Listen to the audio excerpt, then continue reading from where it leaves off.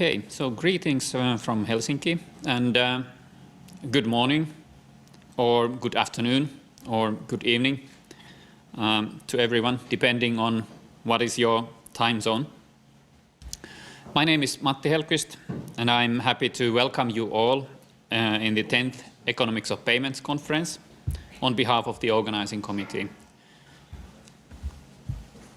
When I last had a look on the registrations, we had 173 participants registered for this online conference, altogether from 35 different countries, and some people from all of the continents. I find this very impressive, and I'm very eagerly looking forward to great presentations and good discussions during the conference.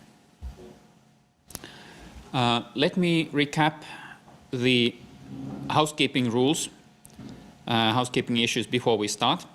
So during the sessions, please keep your microphone muted and keep your camera turned off. If you are a presenter, the chair of each session will give you the floor, and you can take control of the presentation and switch the slides. At the end of your presentation, please do not close the presentation, but allow the next one to take control.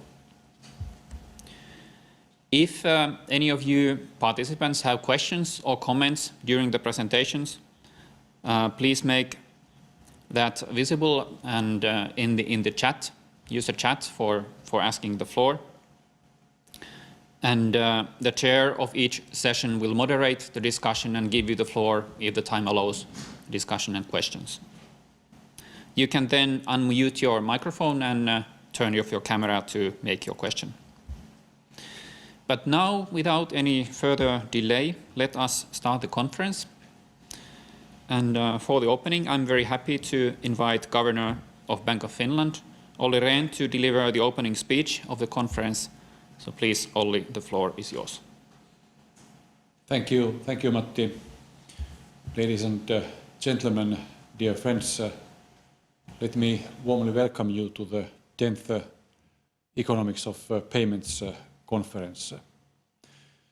These conferences have been held every 2 years, and they have brought together academic researchers and central bankers for high-level discussions on money, payments, and financial market infrastructures. The previous event was hosted by the Bank for International Settlements and the Committee on Payments and Market Infrastructures in Basel in 2018. I'm glad that at the Bank of Finland we have the honor of hosting this 10th conference. Originally, the event was supposed to take place physically here in Helsinki, but it became necessary to revise the plan for obvious reasons. So here we are now, ready to open the conference with most of you joining us virtually. In my opening remarks, let me discuss 3 topics. First, the development of electronic payments. Second, the revised monetary policy framework of the euro system. And third and finally, related to both of these, the digital euro. The COVID-19 pandemic has in the past 1.5 years taught us many lessons about remote working from home, and about virtual meetings. But it has also taught us about conferences which can take place successfully among people scattered around the world. This exceptional time has had an impact on our behavior, and it has also affected the payments and payment systems in many different ways. We will learn more about this in the second session today. Based on a recent analysis by the Bank of Finland, the pandemic has accelerated many existing trends and developments in payments. The transition to digital methods of payments has leapfrogged forward. Contactless payment methods perceived as hygienic are preferred, and mobile payments have many users, while the number of cash transactions at the point of sale has decreased. Several studies do suggest that many of these changes are likely to become permanent. With this in mind, it is important to discuss and clarify the central bank's policy and goals on electronic payments. The overarching goal is, in this regard, is to ensure the availability of safe and efficient tools for the necessary transfers of money in the economy. What could this mean today in more concrete terms? In our thinking, there are four cornerstones, and let me next reflect on these. The first one is that the infrastructure for payments must be open and cost efficient. In our own particular regional context, the European reach of solutions and the use of standardization are important drivers for this. The interoperability of various infrastructures does build efficiency at the systemic level, and it is also important to allow equal access to all relevant infrastructures for every party, fulfilling the necessary regulatory requirements. In economic terms, we are referring to a contestable payments market. The keynote by Professor Christine Parlour will expand on this point. The second cornerstone is that electronic payment services must be developed to take the needs of all user groups into consideration. Electronic payments do normally deliver efficiency, yet we must ensure that development does not lead to digital exclusion. The key is to make the services easily usable and widely accessible. And in the brave new digital world, we must pay particular attention to financial literacy so that our citizens have the required needs financial literacy in this new environment. One practical example is instant payments. In Finland, we are seeing an encouraging trend where instant payments are being taken up by the banks largely as a new normal or as the default procedure for processing of account transfers. This is likely to benefit the society as a whole.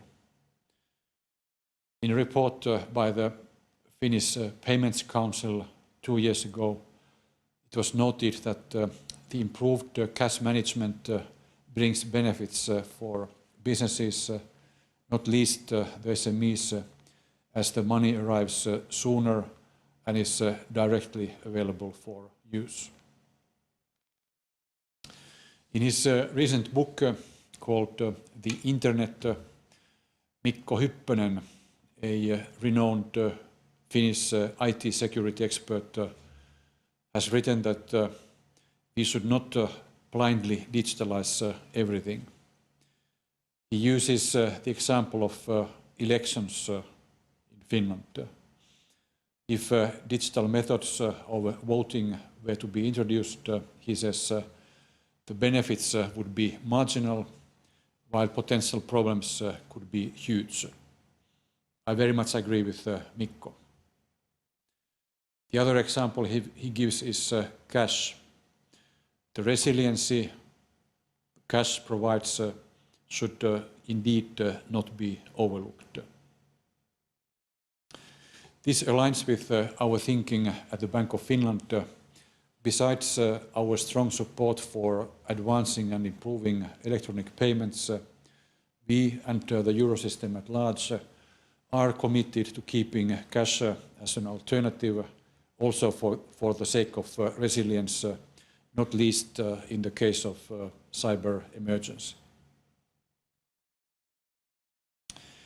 The third cornerstone in our thinking is that improvements in safety, reliability and prevention of misuse must be fundamental to the development of electronic payments. Payment service providers and infrastructures must have sound risk management and must focus on resilience. Preventing any misuse of payments is a well-known requirement for members of the payment industry, and specifically the format required for anti-money laundering and countering terrorism financing. But in our view, it is important to extend this idea and aim for solutions where consumers can have the means to use payment methods in a secure way and avoid any pitfalls. A good example of this is the requirement introduced in the European Union's revised Payment Services Directive to identify ourselves using strong customer authentication when paying for online shopping. The fourth cornerstone and final one on my list is to ensure the transparency and usability of payment-related information. Payment services, as the very word implies, must serve their users. Users must be able to conveniently understand and follow the impact of their transactions on their own financial situation. That's part of financial literacy.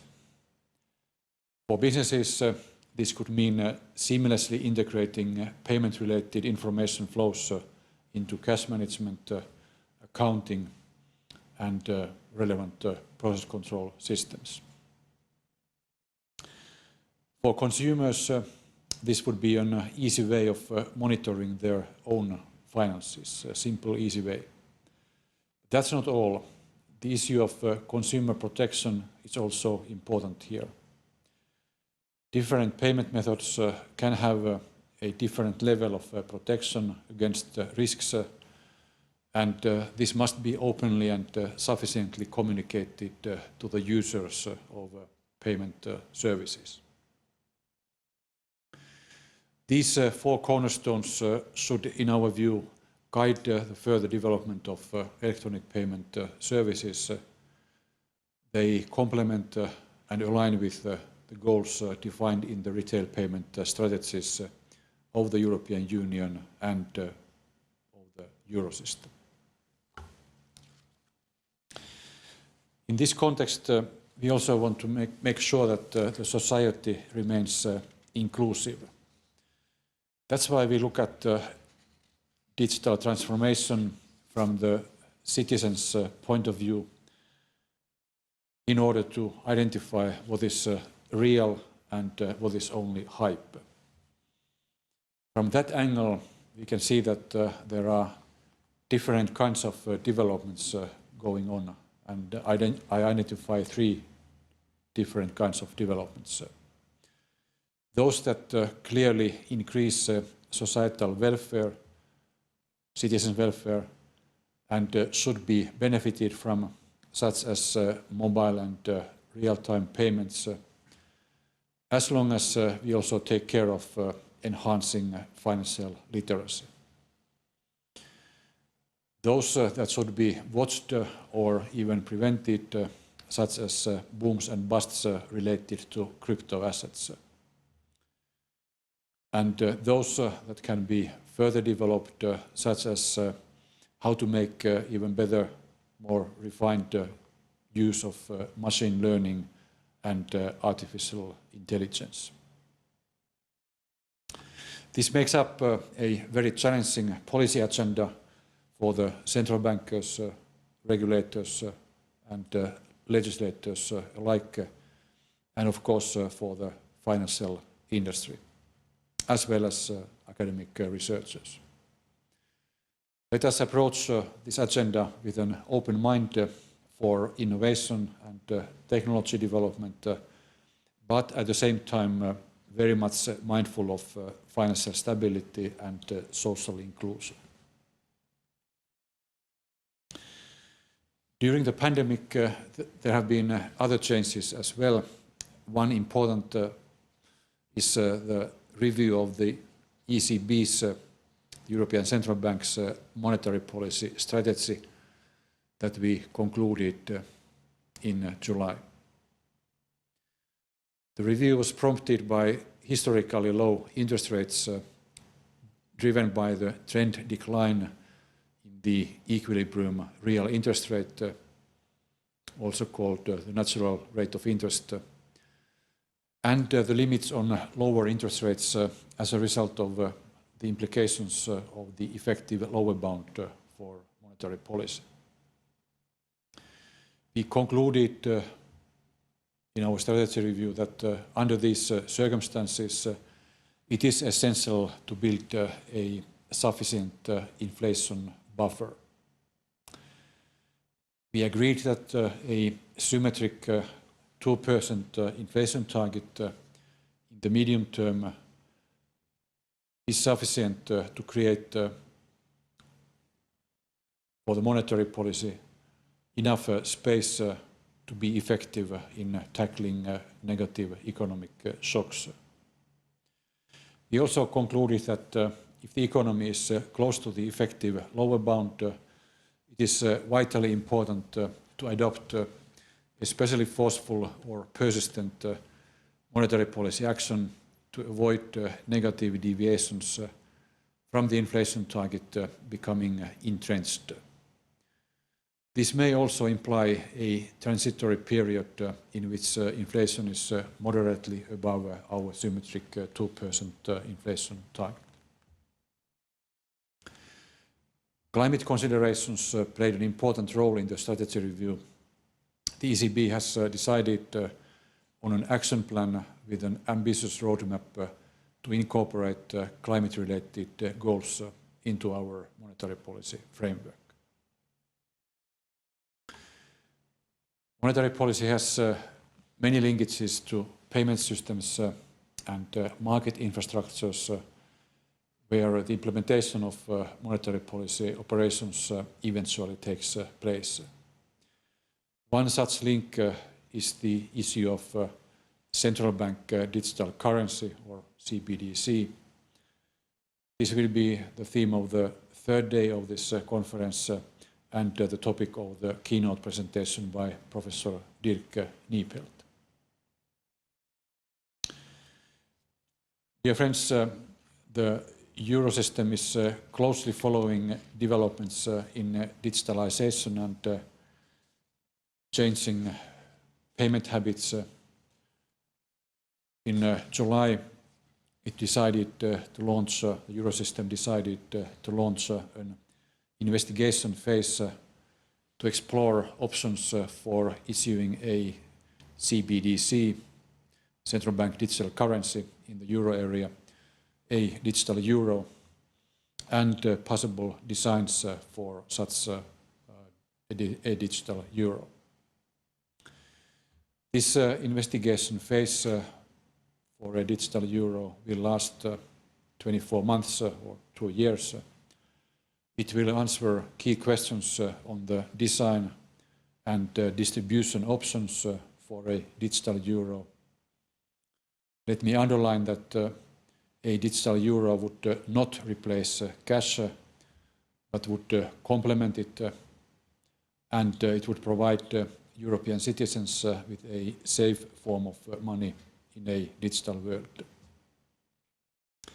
Going forward, the Eurosystem's work on the digital euro will involve close dialogue with other European authorities and especially active engagement with stakeholders to ensure that the views of the general public and of the private sector are properly considered and taken into account in this major exercise.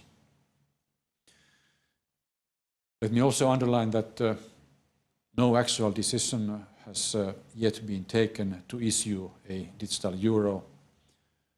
Rather, the Eurosystem's investigation phase is all about preparing for what the future may bring and may require. After the investigation phase, a multi-year realization phase could then follow, but any decision by the Eurosystem about whether or not to issue a digital euro would only come at a later stage.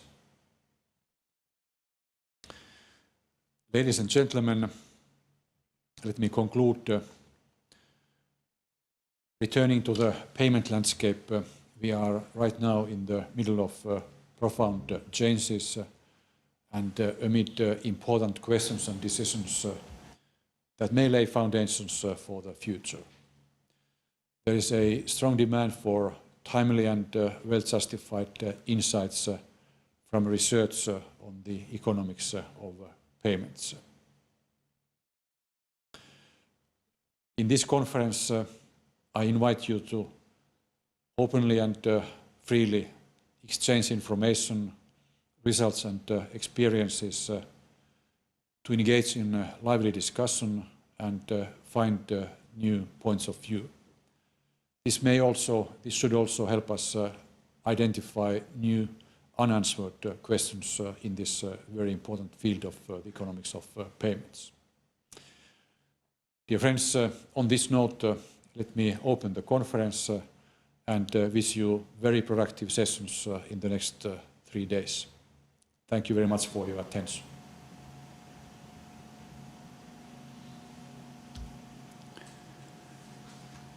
Okay, thank you very much, Governor Rehn, for the opening of the conference.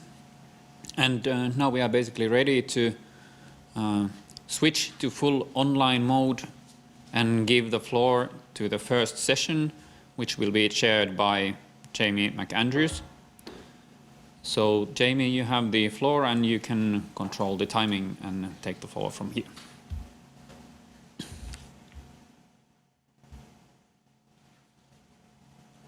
Wonderful.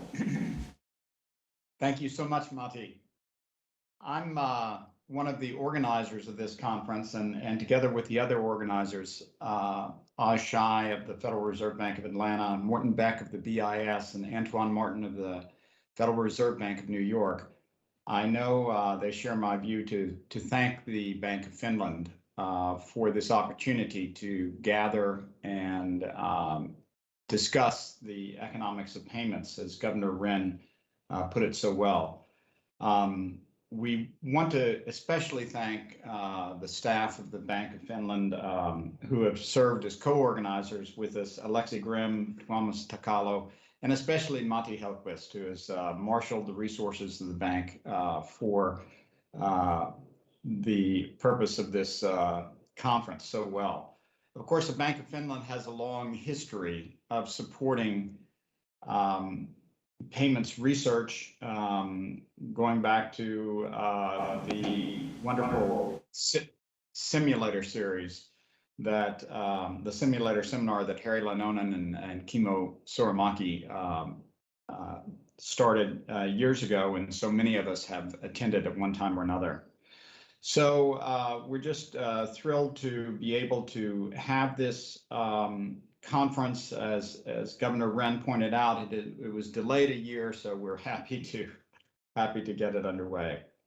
I'm very pleased to chair this first session. It'll consist of 4 great papers. We had so many good submissions, we felt it important to represent the papers as much as possible. In this session, as I mentioned, we'll have 4 papers. We'll have 2 discussants. So the first paper that we'll hear is Consumer Surplus of Alternative Payment Methods, Paying Uber with Cash. David Argente at Penn State will present this. It's joint with Fernando Alvarez of the University of Chicago. And secondly, Cash and Crises, No Surprises by the Virus. That'll be presented by Franz Seitz, and that paper is together with Gerhard Rossel. Our discussant for those two papers will be Jose Luis Negrin, the Director General of Financial System Issues at the Banco de Mexico. The final two papers will be Distributional Effects of Payment Card Pricing and Merchant Cost Pass-Through in Canada and the United States. The presenter will be Angelica Velta of the Bank of Canada, and that paper is with Marie-Helene Felt, Fumiko Hayashi, and Joanna Stevens. And finally, we'll have interchange fee regulations and card payments across country analysis. That'll be presented by Gabriele Senne, and that paper is together with Diego Scalise and Guarino Ardizzi. Those two papers will be discussed by Professor of Economics at West Virginia University, Scott Shute. And so I'm very pleased to welcome all the participants. And I'm going at this point to get started and turn it over to you, David, if you would take control of the presentation. And once you get going, you'll have 20 minutes from that time. Thanks so much. All right, thank you so much. Can you hear me? Yes. Thank you so much, Jamie, for the introduction and to all the organizers for including our paper in the program. As Jamie said, this is joint work with Fernando Alvarez at the University of Chicago. And the goal of this paper, it's simple. It's try to estimate the private benefits of being able to pay with cash. And the case study that we are looking at, it's the case of Uber. Many of you probably already know that you can actually pay with cash. Uber in many countries, particularly in Latin America and in countries like India, for example. So what we do in this paper is use experimental data that we collected in collaboration with Uber, as well as observational data to estimate the consumer surplus of potentially banning the use of cash. And we believe this is an important question given the recent debates that we've been having about whether we should we disincentivize the use of cash or not. We believe the paper it's also speaking to the broad literature of the choice of means of payment, and in particular in terms of policy implications. In many cities in Mexico, for example, local governments have tried to ban the use of cash, and it took the Supreme Court to make a decision in a year and a half ago, and decided that cash should not be banned from ride-hailing companies. So we believe there is also policy relevance in studying this question. So given the short amount of time, this is basically the most important slide. What I'll try to cover in 20 minutes, it's a broad overview of two projects that are studying this question. In the first project, we study 4 quasi-natural experiments on the use of cash in Uber. The first one is an event study. We take advantage of the fact that in 15 cities in Mexico, cash was introduced after credit, and we see the changes in the quantities of trips and the changes in fares, and we see that cash is very important in Mexico. The second, we actually have geolocalized data of the trips in Mexico, so we can geolocalize them and look at the demographic information of people. And I'll be able to tell you a little bit about the information of people that pay with cash Uber trips.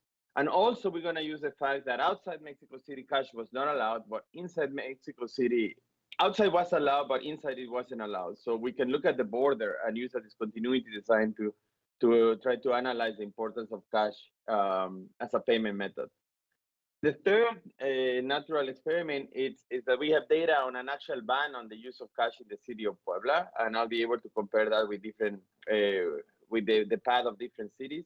And the fourth one is a ban and the reintroduction of cash in the country of Panama. After I compile information about the use of cash using these 4 quasi-natural experiments, what I'll do now is I'll sketch a very simple model of the consumer surplus The consumer surplus is basically a model of the area under the demand curve of trips paid in cash. And afterwards, I'm gonna need a few extra parameters to be able to estimate this customer surplus that I'm gonna estimate using experimental data. So these are 3 large experiments that we ran in collaboration with Uber. They involve about 400,000 riders in Mexico. What we did first is to estimate the elasticity of substitution across payment methods. So we were able to randomize the prices of trips paid in cash and trips paid in credit, and we estimated how substitutable payment methods are. We then estimate the elasticity of demand for Uber because it's necessary to actually estimate the full consumer surplus. So we randomize the price of trips of Uber. And the third experiment is estimating the fixed cost of actually being able to register your credit card in the application, being able to move away from cash and register a card in the app. For this, we give free trips to the people if they would register their card in the application. So with these 3 parameters and the simple model that we developed, we were able to estimate the consumer surplus lost after a ban on cash in Uber. And what we estimate that it's actually pretty large. Consumers are willing to give up 50% of what they paid in Uber the previous year to be able to keep cash as an option. And the main intuition of this result is that actually cash and credit are not very they are not they're not good substitutes. So there are some people that lose the entire consumer surplus if cash is banned because they lose the access to the applications. These are the people who do not have a credit card. But even people who have credit cards, they lose. They are worse off after the ban on cash because they're not able to substitute freely between payment methods. So that's the big intuition of the project. So in the time that I have left, in the next 15 minutes, I'll try to give you a broad overview of what we do. First, how can you pay with cash in Uber? Well, it shows up as a payment method once you go to the payment tab in your app. It turns out that it's very important mostly in developing countries. It was rolled out in India first, and after its success, it was launched in different countries. Now it's in developed countries as well. In Latin America, it accounts for 50% of the rides. But importantly, 50% of the fares in Mexico City come from people that we call mixed users. Mixed users are those that have a card and have and still use cash occasionally. So this issue goes beyond not being able to have access to bank accounts. As you can see here in this figure, the majority of the cities use cash very intensively. This is the share of payments in cash. As you can see, most of the cities in Mexico, cash accounts for more than 50% of the fares. There are 2 cities at the top, Mexico City and Querétaro, that took longer to introduce cash as a payment method. They were able to introduce it after the decision of the Supreme Court. This is the timeline of the introduction of cash in different cities. The black bars are the periods in which only credit was available. And you can see here that most of the cities, as soon as cash became available, introduced cash as a payment option. There are some cities, because of local circumstances, that local policies, they were not able to introduce it on impact, including Querétaro, Mexico City, and then Puebla is the city where we have a ban on cash late in 2017. So I'm going to use the fact that there's a staggered entry of the cash option to analyze through an event study design what's the impact of cash on the several outcomes. So the first one is just the change in the number of trips. And as you can see in this graph, the introduction of cash happens in this red line. You can see that the trips basically doubled as soon as cash was introduced as a payment option. The big increase in trips not only came from new riders that sign up in the application, but also from active riders, people that were already using the application, paying with credit. Now, you would imagine that after a huge demand increase that basically doubles the demand for trips, you would see an increase in the prices, but we don't find an increase in prices. And on the left side, you have the search multiplier, the price that Uber reports once there's a high demand for trips, and you can see that is basically flat. And there is also, on the right side, you see the estimated time of arrival for an Uber, and you can see that that also doesn't increase. So why is it that prices do not increase after a large demand increase? Well, the intuition is that the supply for trips is very elastic. And what happened was that drivers actually signed up to meet this demand, and the drivers that already existed ended up driving more hours. So what we find from this event study design is not only that cash is very important, but also that the supply curve is very elastic. And this is going to be relevant because I'm going to be looking at the consumer surplus, and for now, I'm going to ignore the producer surplus, which is basically very small, given that the supply curve is very elastic. And we confirm this information using other Uber data, using SIP data on prices, on taxi prices, data of another application called Easy Taximeter that measures the time of arrival of taxis in Mexico City, and using data from Google Maps on Havana and reentry of cash in Panama. So all these details are in the paper. The second quasi-natural experiment is to study the introduction of cash in the greater Mexico City area. In this area, in the gray area, cash was allowed, but inside the Mexico City, cash was not allowed. So I can actually look, if I have geolocalized strips, I can actually look at what happens at the border and be able to control for not only observable, but unobservable characteristics of the riders. In addition, since I will be able to geolocalize strips, and given the fact that the Mexican census is very detailed, I can actually give you a lot of information of the type of riders that pay in cash. And not surprisingly, a lot of the riders that actually use cash as a payment method are usually lower income riders. So as you can see here, they have lower years of education. The probability that their homes have internet is way lower. So in the case of a ban on cash, these are the people who will lose more in terms of welfare. Now at the border, what happens on the left side, I have it's Mexico City, and I'm approaching the border as I move to the vertical line. And as you can see here is that at the border, there's a big jump once cash was introduced. So controlling for observables and assuming there are also at the border, riders are equal also in unobservable characteristics, you can see that cash also plays a very important role. And as you move away from the border to poorer areas, of course, after the introduction of cash, the growth was higher. But importantly, even controlling for rider characteristics, we find out that cash is relevant. The third quasi-natural experiment that I want to talk about is a ban on cash in the city of Puebla for Uber rides.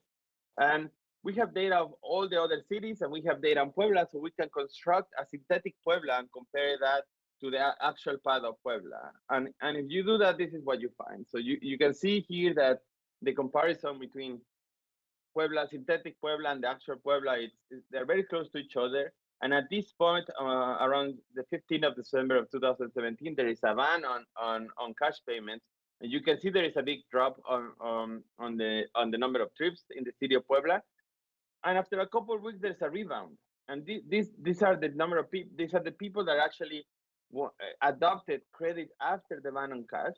The trips do not recover fully, but there is a little bit of a rebound. But there is a big drop in the number of trips. In terms of the probability of staying with Uber, those users that use cash more intensively, they were less likely to return to the application. But the users that had a credit card, so basically everybody here on the left, they actually returned to the applications and used Uber again. So only the users that were pure cash users dropped from the application.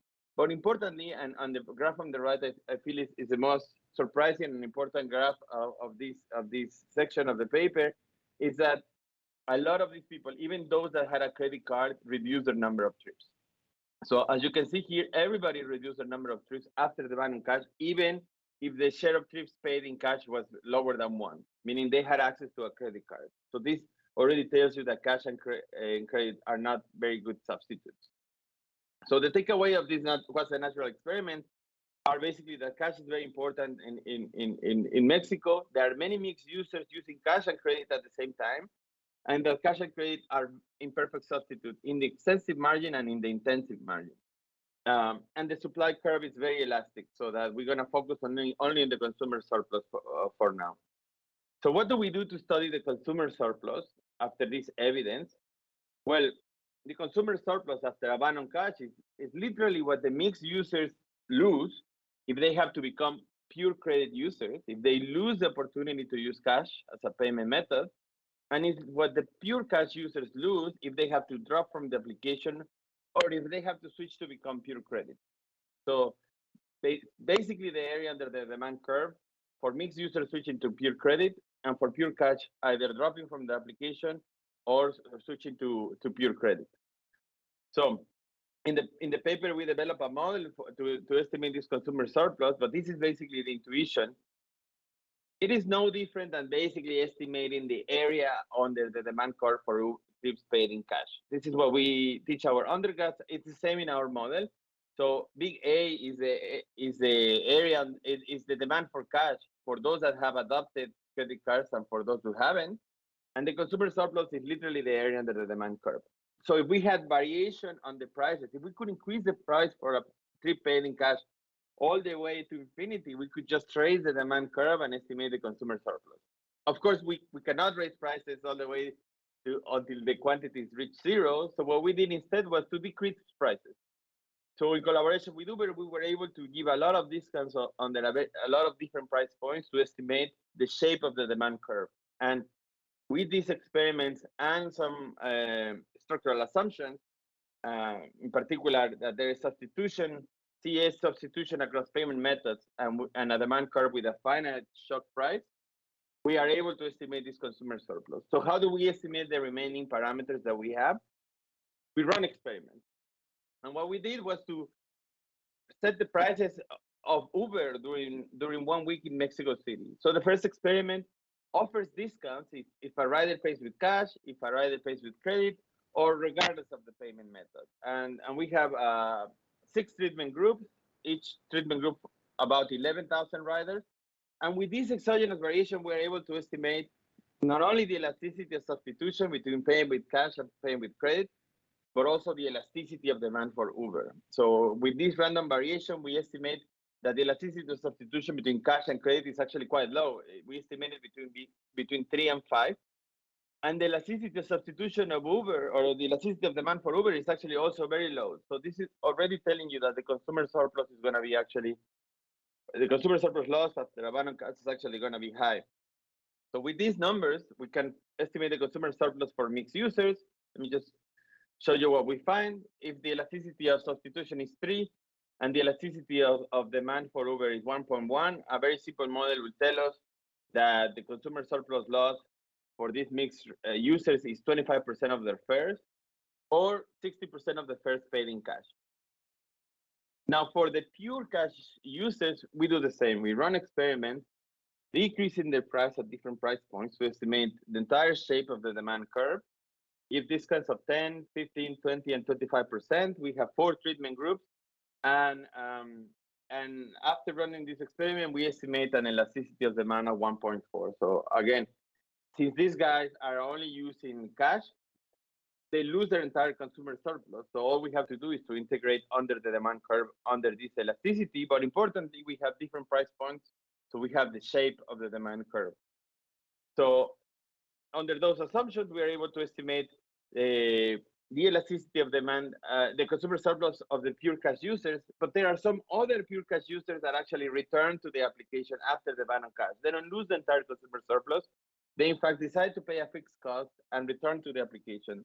So we need to estimate that fixed cost. And how do we do it?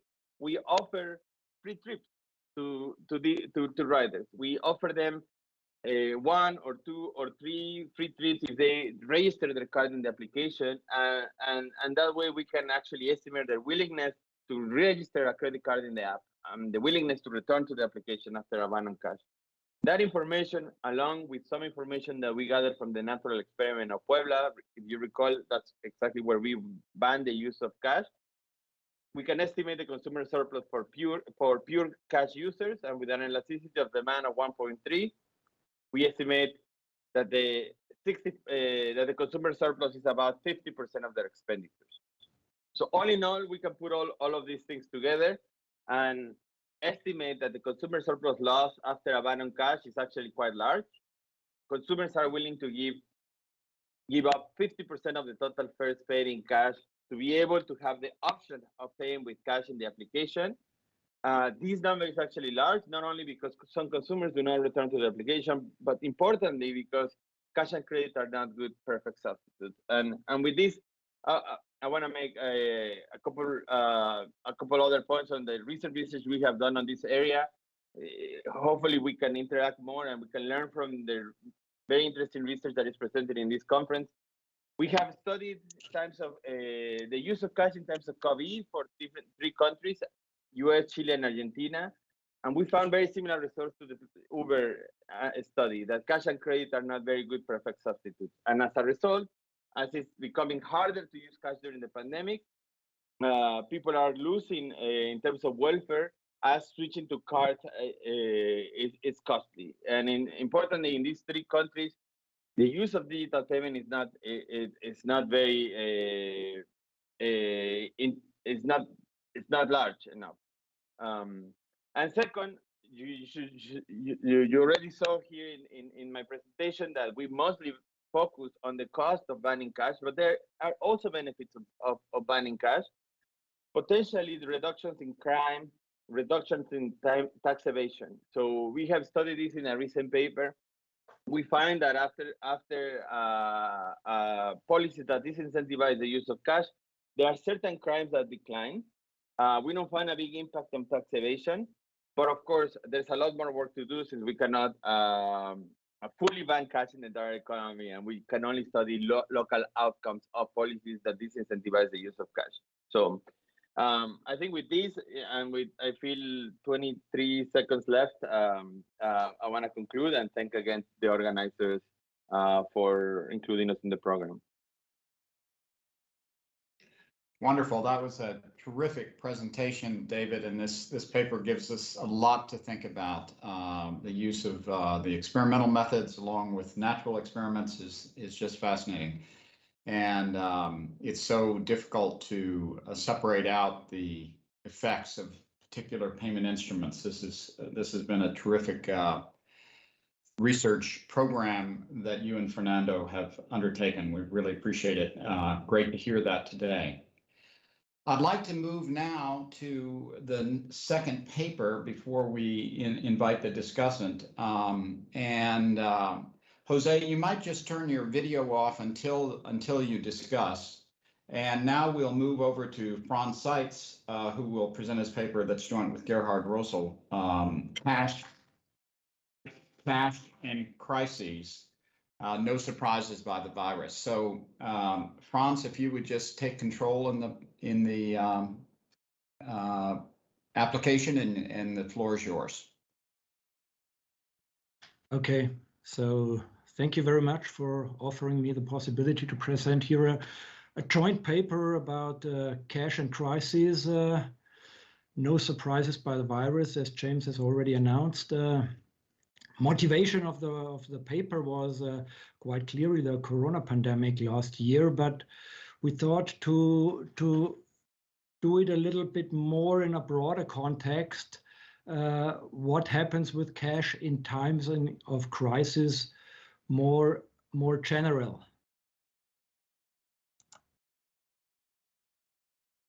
Okay, now I can see the slides once again. Okay, more general means what happens with cash in times of crisis, and the natural question is what is a crisis then? That's what we define in our paper. More in detail, the motivation of the paper was that the ECB, in a quarterly bulletin article, called a so-called cash paradox. That is, they combined two facts about cash. The first is, and I visualized this in case of Germany, that we have a declining transaction balances.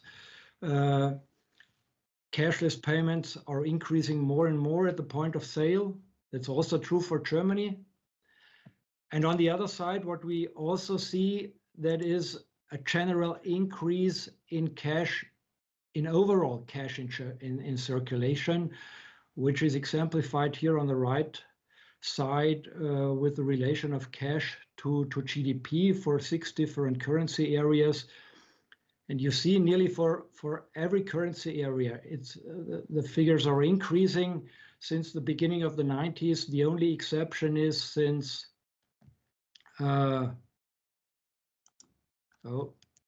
Sorry, Franz. Sorry, I interrupt. You can take the control back so you can change the slide. We had to take it here to get your presentation, the right one, visible, but now you can take control back. Okay. I once again have change control. the slides. Okay. Now it's fine. So what you see is that the big exception is not Germany or the Euro area or the US. The exception is Sweden, where the relation of cash GDP, which already was very low, is decreasing since the financial crisis in 2008, 2009. Nearly the only country worldwide where this has decreased. And as I mentioned, the ECB called this a cash paradox, an expression which was also already put into the discussion a few decades ago by the Bank of Norway. So that was taken by us as the starting point. And what I want to do now is first to explain what we mean by crisis and what is our procedure. We selected the last 3 decades from 1990 onwards until 2020 for different currency areas: the Euro area, Germany, the US, UK, Switzerland, Sweden, Japan, and Australia. And we distinguish 3 different crises. First is a technological crisis like the Y2K problem, financial or economic crisis like the Great Financial Crisis 2008-2009, and natural disasters like hurricanes, earthquakes, or the current pandemic, which started last year. We do a graphical analysis, with which I will also start, and then a few econometric estimates, and we distinguish, and this is especially important, between small and large denominations for each country. In what follows, I will concentrate on specific currencies, not everything which is in the paper, to show you the main conclusions. And in a second part, we distinguish between this crisis-related demand and the long-run trend in cash demand. So we have here constructed a measure of worldwide cash in circulation, where we have countries from all different continents. And what I show you here are the growth rates of this global cash variable. And what you see quite clearly that in the course, not only, but especially in the course of crisis,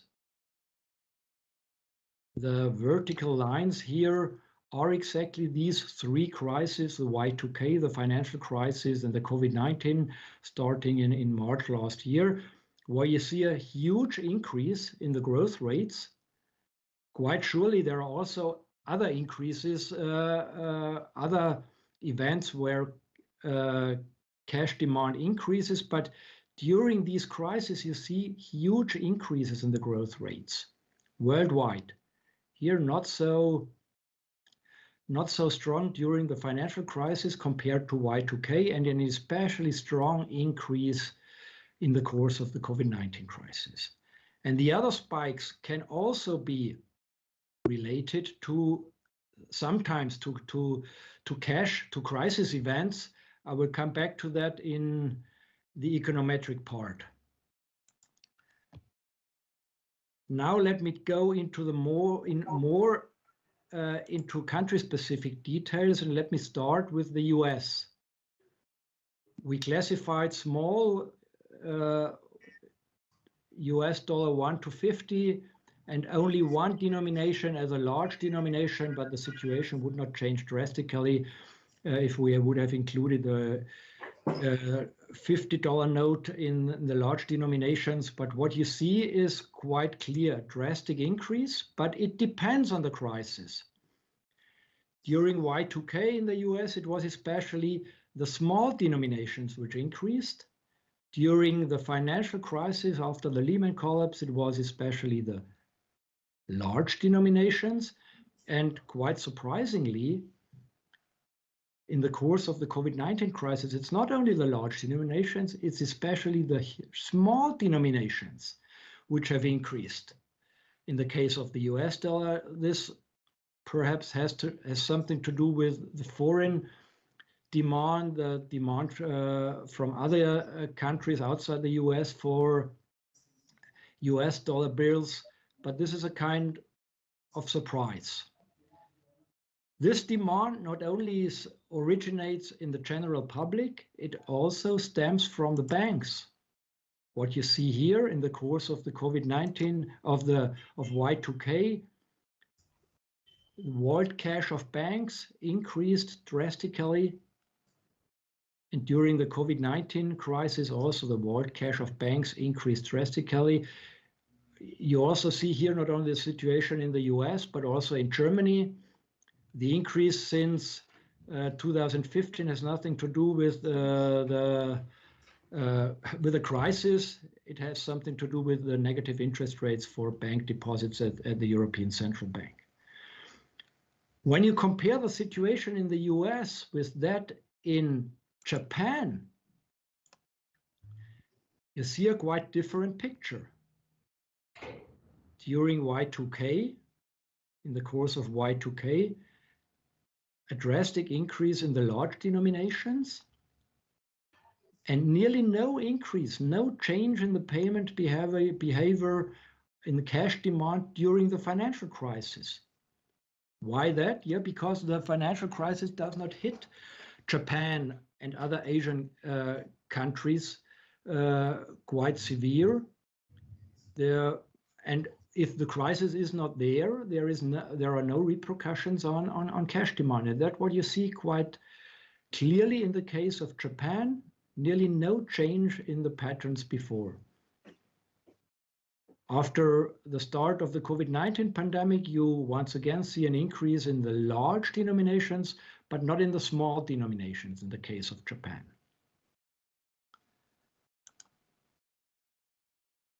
The case of the Swiss franc, during Y2K, small and large denominations increased.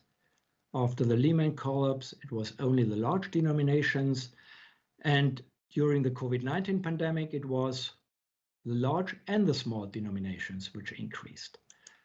Let me skip the UK case and show you the Euro area case. What happens? Yeah, the introduction of Eurocash started in 2002. That is, I cannot tell you anything about the Y2K, but what you see quite clearly is during the financial crisis of 2008, an increase in the large denominations and not so strong with respect to the small denominations.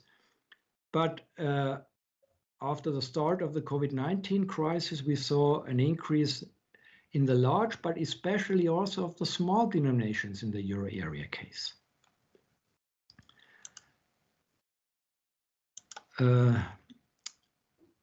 So this is only a graphical analysis, a very simple analysis, and that's why we added some econometrics. What did we do? We estimated a long-run cash demand equation where we supplemented the traditional determinants of cash demand, a transactions variable, an opportunity cost variable, and a variable capturing foreign demand, if there is some, which is the case for the Swiss franc, the euro, and the US dollar. We also distinguish, as in the graphical analysis, between small and large denominations.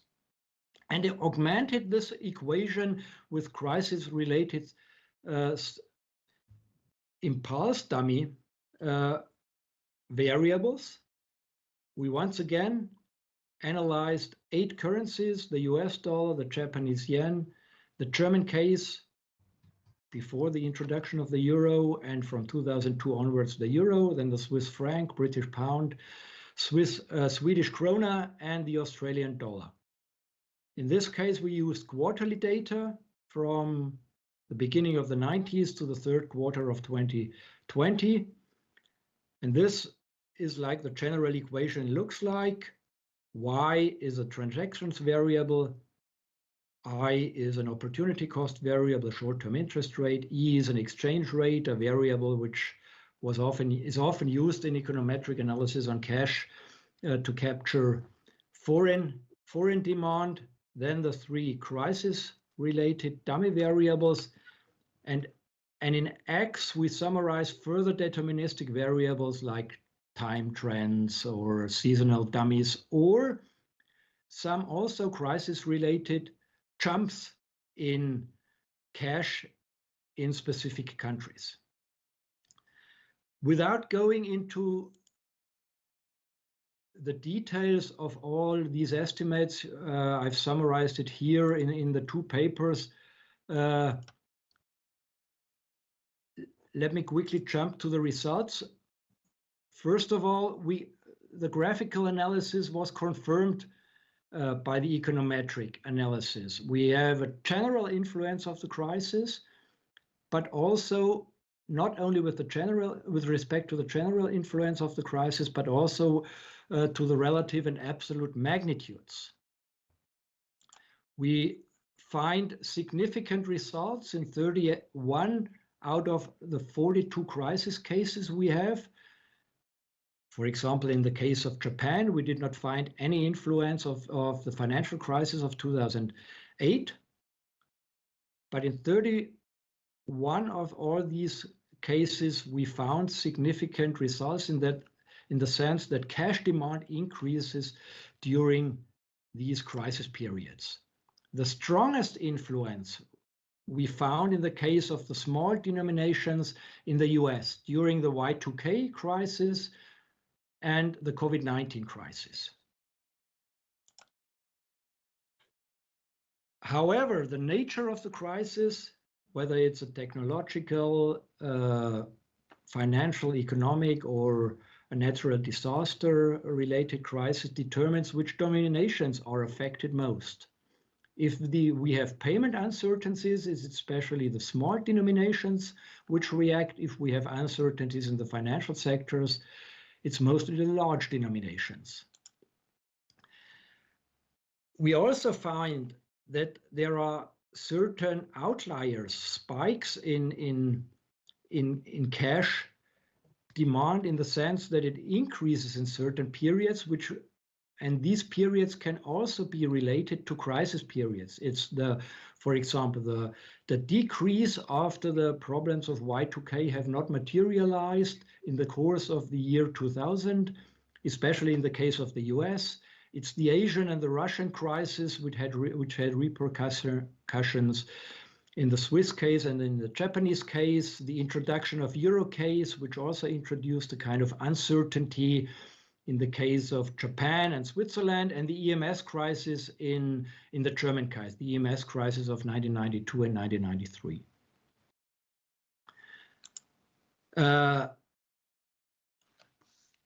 However, what we found up to now is that during periods of crisis, in nearly every crisis, cash demand increased.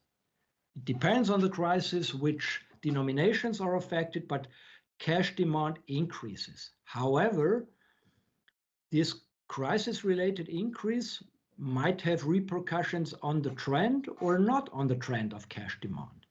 And that's what we analyze in a second part of the paper, which I will only deal with very shortly.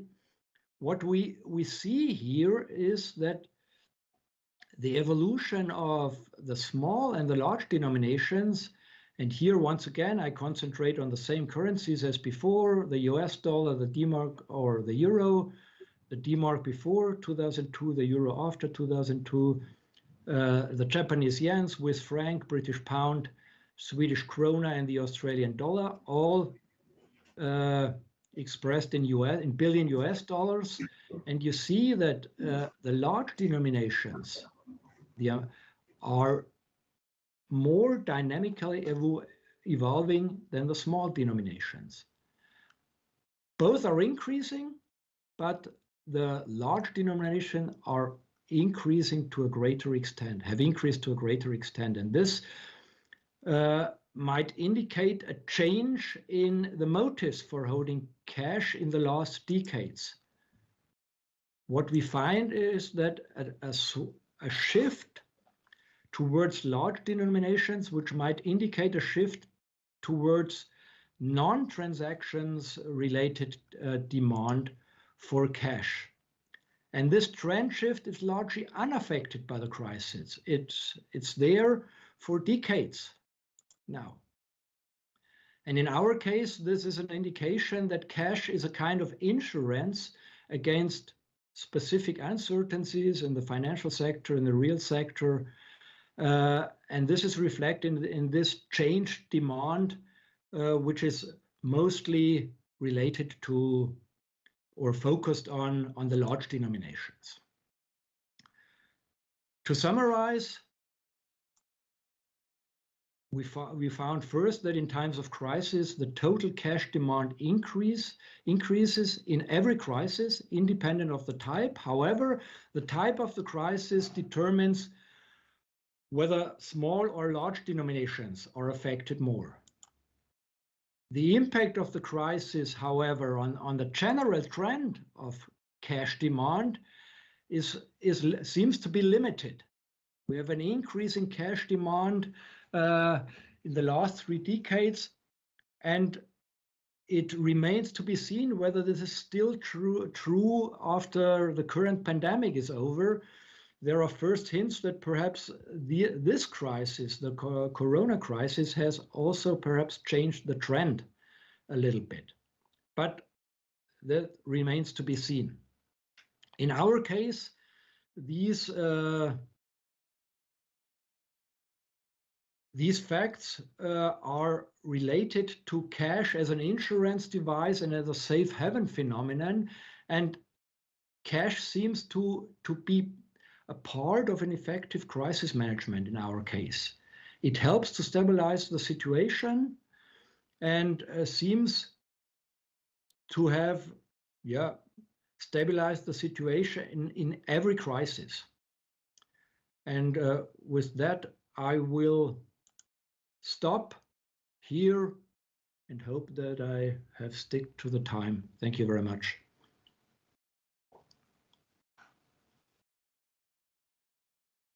You certainly have, Franz. Thank you very much for your presentation. That was wonderful. Your paper focuses on the different purposes that cash can serve in society, and it's very interesting. I'd now like to turn the floor over to Jose Luis Negrin. And Jose, if you would take over, that would be great. You have a few minutes for discussion of both papers, Jose. Thank you. Thank you, Jamie. Can you hear me properly? Yes, I sure can. Thank you. Okay, can you guys put the other presentation, please? I'm gonna go ahead and start while they put the presentation, if that's okay with you, in the interest of time, Jamie. Yes, of course. And have you taken control, Jose, of the? I have, okay, but they haven't really loaded the presentation yet. But anyways, I think I can start, and then whenever they put it on, I'll take over it. Well, first of all, I really enjoyed very much these papers, these very thought-provoking papers. They're very different papers. The first paper, the one that David presented, is like a micro paper, and the one that Franz presented is more of like a macro paper. Jose, Sorry to Yes. interrupt. I mean, you can just change the slides. The presentation of yours is there on the next slide. So Oh, I see. Yes, I see it already. Thanks a lot. So I guess you guys can see the slides already. So I'm going to start making some comments on the paper that David presented, the consumer surplus of alternative payment methods. I'm going to make a very short summary of the paper. As David explained, this paper estimates the cost in consumer surplus that emerges from banning cash as a payment mechanism, even when there is an alternative payment method available that is supposed to be a close substitute. And it's interesting that the cost does not emerge from the service being purchased, but from the inability to use a payment method, which is cash in this case. The authors provide a theoretical model of the demand for Uber trips. And in the model, riders choose the number of Uber trips and the payment method for those trips. And they have different types of users, as David explained. Then they make several experiments in order to feed this model. They conduct 3 experiments with Uber rides in Mexico. And in these 3 experiments, they derive the elasticity of substitution, the elasticity of the demand, and also like the decision. They analyze the decision of a rider that didn't have registered a credit card to register this card. Then they plug in these estimates, these parameters back into the theoretical model they had developed, and with that they are able to compute the demand and the consumer surplus a sacrifice that arises from a ban on paying with cash for Uber rides. And the consumer surplus lost by a ban seems to be high. It comes up to 56% of the total expenditure on Uber rides. I find the paper really fascinating. It's an excellent paper with several contributions to the literature. It provides this framework to understand both the decisions of registering or not a card and to pay for Ubers, and depending on the means of payment, the choice of the means of payment. And this experimental approach allows them to obtain robust estimates of the elasticity of substitution and the other parameters. And then by these means of the experimental approach, they circumvent confounding factors associated to comparing payment methods choices employed for different goods at different times and contexts. Even though the elasticity of substitution seems low, this may have to do something with the very high use of cash in Mexico, which I'm going to refer to further down a little bit more. I'm going to jump to the suggestions because I think this is more relevant on the interest of time. I guess that I know that they have data on the origin and destination of rice, and I think it would be interesting to estimate demographic specific elasticities of substitution between cash and credit cards. And they can use zip codes and municipalities to do that because the impact on consumer surplus may be very different in lower income groups. Another important thing is that trying to explore on the reason why there is no perfect substitution between credit cards and cash. Credit cards provide really 2 services. They are not only a payment service, but also a credit service. And that may explain some of the difference on the choice. And finally, I want to comment that in Mexico, cash is very preferred to other means of payment, and that may be determining some of the results. Here I show some of the numbers of why it's survey evidence on Mexicans preferring cash to other payments. And if you see the right-hand table, the green one, a lot of people prefer cash because of habit or because they keep better control of their expenses. And this is true even for those cases where the people have these are for people that have a credit card. I'm going to jump to the next paper, the paper presented by France, the the paper on cash and crisis. Franz just explained that the paper it lays on this literature of the paradox of banknotes. The paper identifies 3 different crises and looks for the reasons of on the cash demand during the crisis. And what they find is that people seek for physical money once confidence in the technological infrastructure deteriorates. Cash is a stabilizing factor at times of doubt about the digital infrastructure. And also, the main point is that cash is important for successful crisis management, since it reduces uncertainty and it provides a public insurance service. It seems to me that the paper has a lot of potential, although it seems to me that right now it's more at a descriptive stage. It's now, it seems to me that it has a lot of opportunities to grow. I provide here some suggestions, which only to say a couple of them that are, I think, very relevant. I think that the exercise could improve a lot if you analyze those increases in global demand that happened in other times, like in 2002 and 2011, that do not correspond to the identified crisis time or that you have in the paper.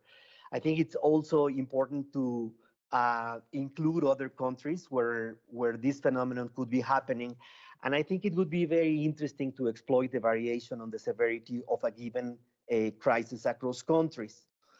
Having said that, and I know that I'm going a little bit over the time, I'm going to finish in a minute. I was trying to put these 2 papers together, no, and because the papers are very different, and nevertheless there is a little bit of a common ground between them related to the use of cash. And the question is, why do we use cash? Why do we prefer cash? There is a number of different traditional reasons, the transaction, speculation, affording motives.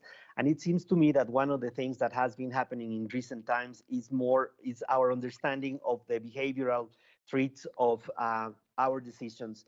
And it seems to me that cash does help administer expenses. In the paper by Alvarez and Argente, they show that even though riders have an alternative payment means, a close substitute, or they are supposed to be close substitutes, in fact, many people still prefer cash. And in the paper of the demand of cash, the aggregated demand of cash, people still demand cash at critical moments because they trust in what they represent. Now, provided that we are at a central bank and our business is to general trust, I'm also part of a central bank. It's very clear that we also have influence that, we make better cash every day. We make more secure, more resistant, and even more beautiful. And in order to show you that, I put in a slide of the new Mexican 20 pesos bill we just issued to commemorate 200 years of independence. And as you can see, it's a very beautiful bill. So with that, I close my comments. Thank you very much, and I really enjoyed those 2 papers. Wonderful. Thank you, Jose. Those are great comments. And it is important to be reminded of the terrific beauty of banknotes around the world, and the fact that we're carrying little pieces of art in our wallets along the way. Very interesting discussion, and terrific payments. I'm so happy to see cash well represented in this conference. And now I'll turn it over to you, Angelica, to present your paper joint with your co-authors, Distributional Effects of Payment Card Pricing and Merchant Cost Pass-Through in Canada and the United States. Thanks. Good morning, everyone. Can you hear me well? Yes, okay. So just thank you for including our paper in this great conference. I'm just happy to see everyone here in our session. So this paper is on the distributional effects of payment card pricing and merchant pass-through in Canada and the US. It's a collaboration between 4 co-authors, 2 from the Bank of Canada and 2 from the Federal Reserve System. So myself, Marilyn Felt, Fumiko Hayashi and Joanna Stavens. So just before I get into it, I think the usual disclaimer applies that the views expressed in the presentation do not necessarily represent the views of the Federal Reserve Bank of Boston or Kansas City, the Federal Reserve System, or the Bank of Canada. And with that out of the way, I'm going to go to the presentation. So the motivation for this work was that in Canada and the US, merchants generally do not charge different prices depending on the payment method that is chosen by the consumers. So research has found that although discounts based on payment methods are permitted in the US and Canada, they are not widely used by merchants to steer payment choice. And for this reason, merchants pass through the cost that they incur for accepting payment methods into the retail price, and they pass it through to all consumers. And that occurs although some payment methods, particularly credit cards, are more costly for the merchants to accept than, say, cash or debit cards. And for this reason, we were interested in whether credit card transactions are cross-subsidized by the lower cost payment methods, which are debit cards and cash in this work.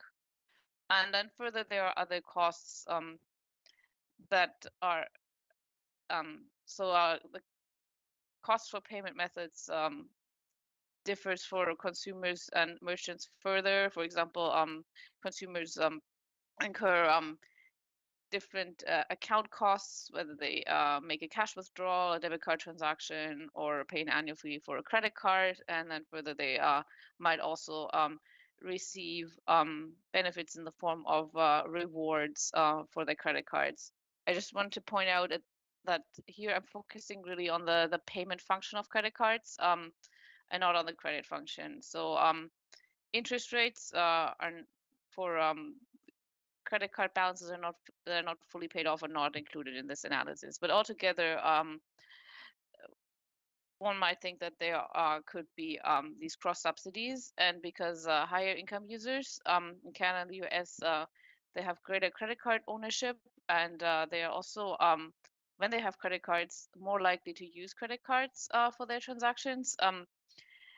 That could induce regressive distributional effects. So where some of these costs that are passed through by the merchant, because they are borne by all consumers, that they are actually borne to a higher degree by low-income consumers.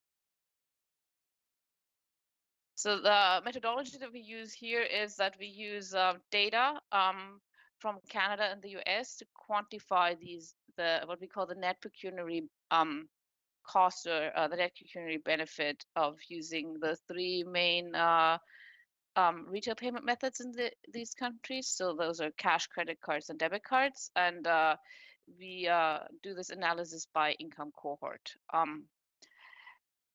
So that I just want to say a few words about the data. So the data comes from surveys conducted by the Bank of Canada and by the Federal Reserve System. So a lot of central banks have a very good framework of conducting consumer payment surveys, and so has the Bank of Canada and the Federal Reserve System. And then we use data from a merchant survey that the Bank of Canada conducted in 2015 to understand the costs incurred by the merchant. And then for the US, we use the estimates from the Canadian survey, and we combine it with some available statistics for the US to generate the costs incurred by the US merchants. I think this work, besides the results, also really showcases the importance of the survey work done by the central banks and how useful it can be in research and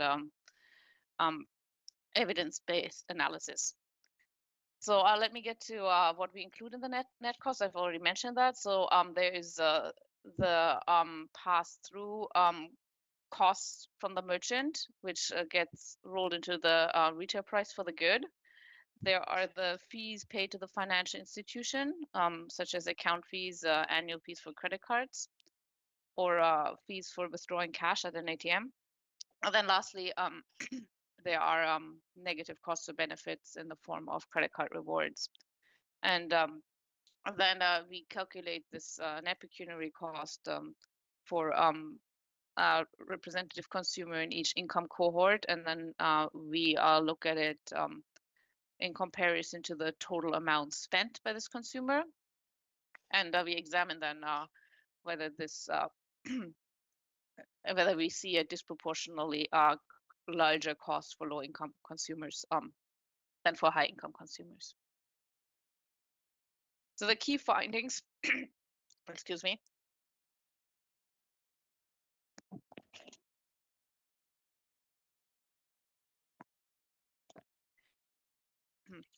The key findings are that indeed in both Canada and the US, highest income consumers pay the least as percentage of their transaction amount, while consumers in the lowest income cohort pay the most as a proportion of their transaction amount.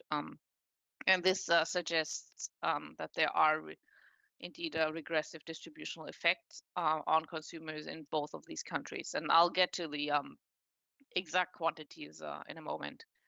And these distributional effects actually occur through all the three channels that contribute to the net pecuniary cost. So first through the merchant pass-through leads to higher retail prices for everyone.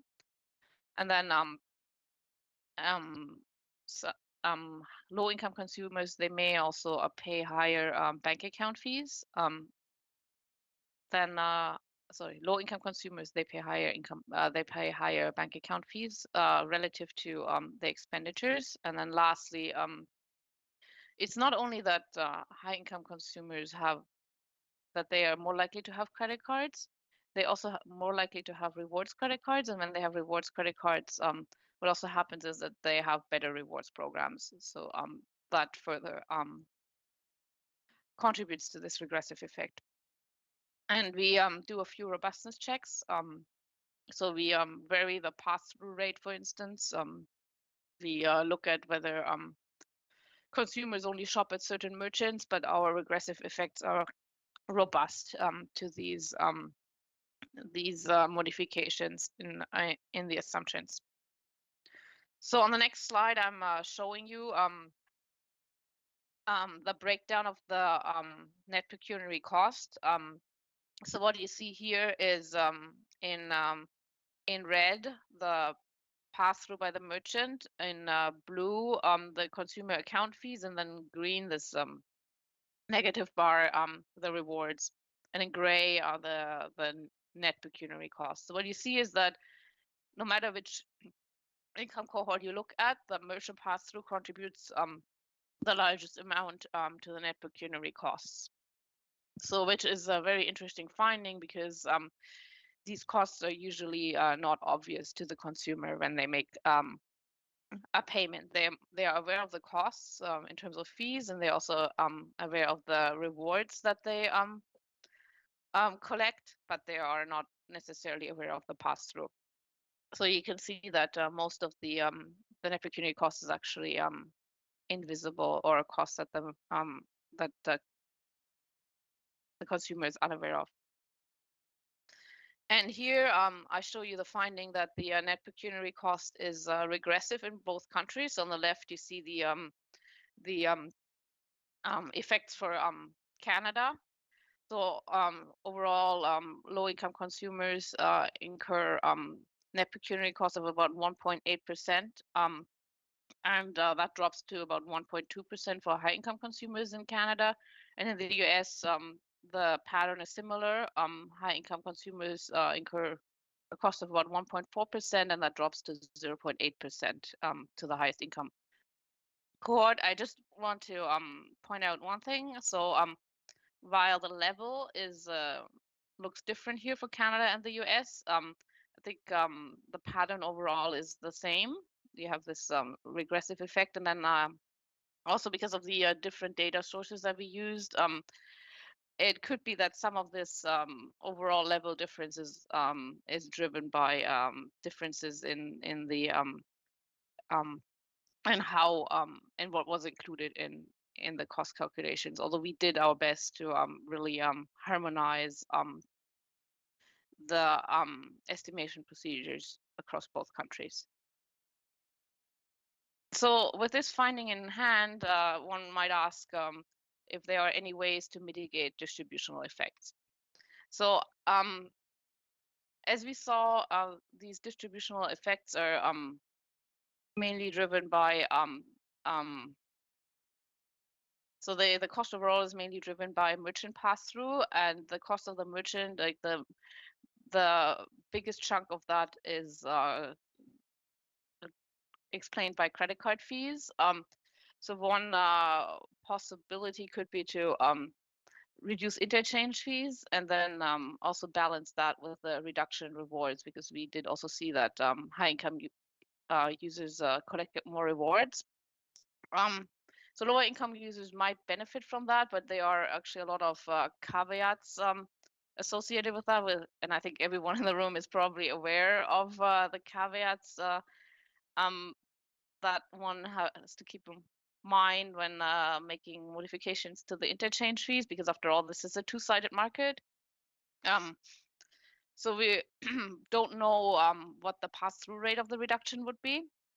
And also we don't know in our model, because this is just really an accounting exercise, we cannot model the subsequent effects in the two-sided market. So what would happen to merchant acceptance, for instance, or what would happen to consumer payment choice. So when we do this analysis, we always keep the payment choice constant.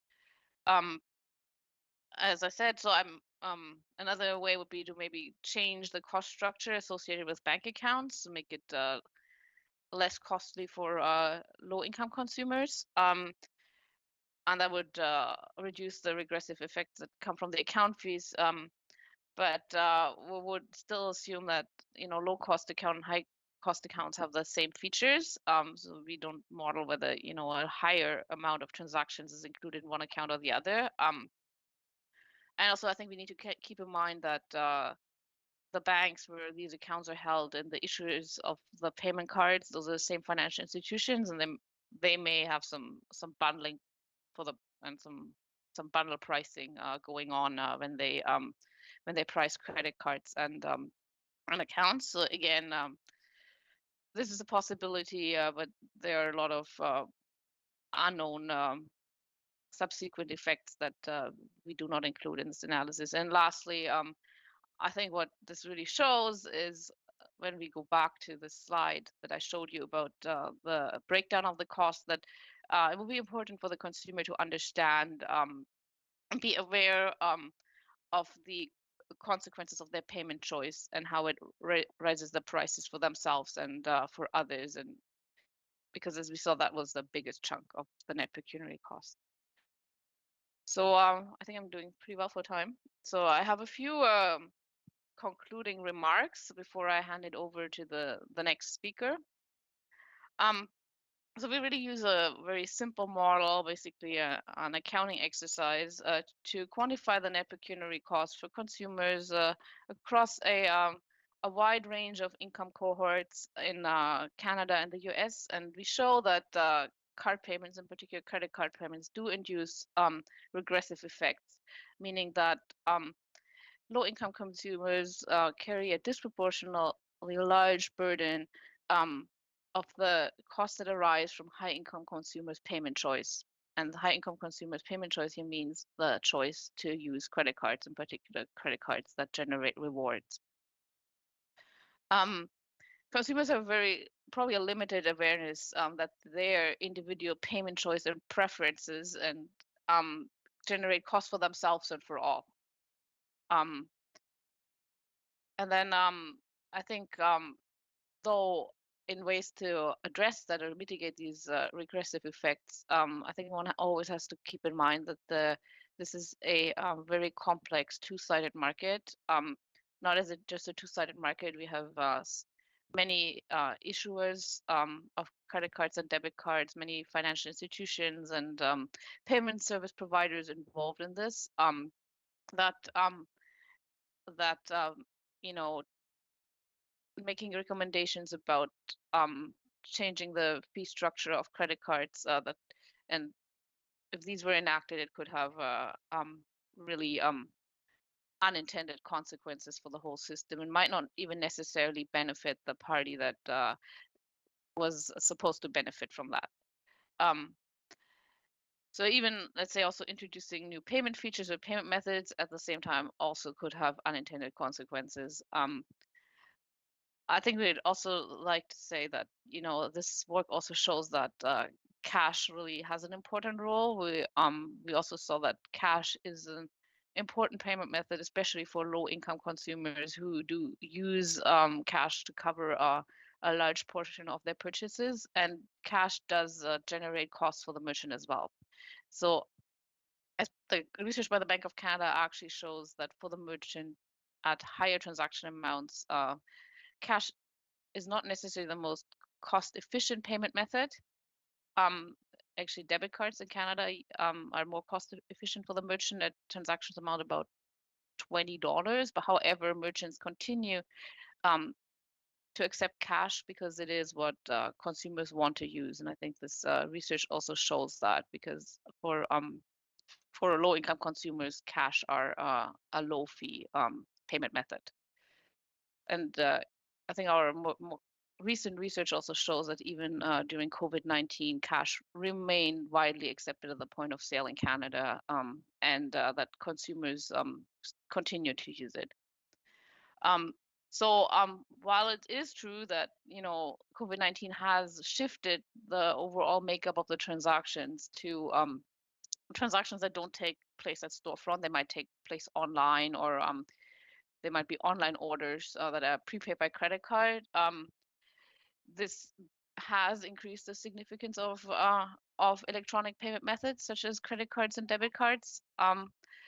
So I think against this backdrop, even though cash remains widely accepted, I think it's very important to keep in mind the regressive effects and the uneven distribution of the costs across income cohorts when we consider changes in the payment landscape. So thank you, merci. I don't know if Kiitos. I don't know if I pronounced that correctly. I gave it a try. That's thank you in Finnish, I think. Great, that's wonderful presentation, Angelica, and excellent focus on distributional issues in payments. I'd like to turn now to Gabriele Sene at the Bank of Italy for his paper, Interchange Fee Regulation and Card Payments, a Cross-Country Analysis. Gabriele, the floor is yours. Okay, thank you. Can you hear me? I hope so. Yes. Okay, let me first of all thank the Bank of Finland and the organizing committee for inviting me to present this work I prepared together with Guerino, Ardizia, and Diego Scalise, who are my colleagues at the Bank of Italy. And we study the relationship between interchange fees and the dynamic of card payments in cross-country analysis.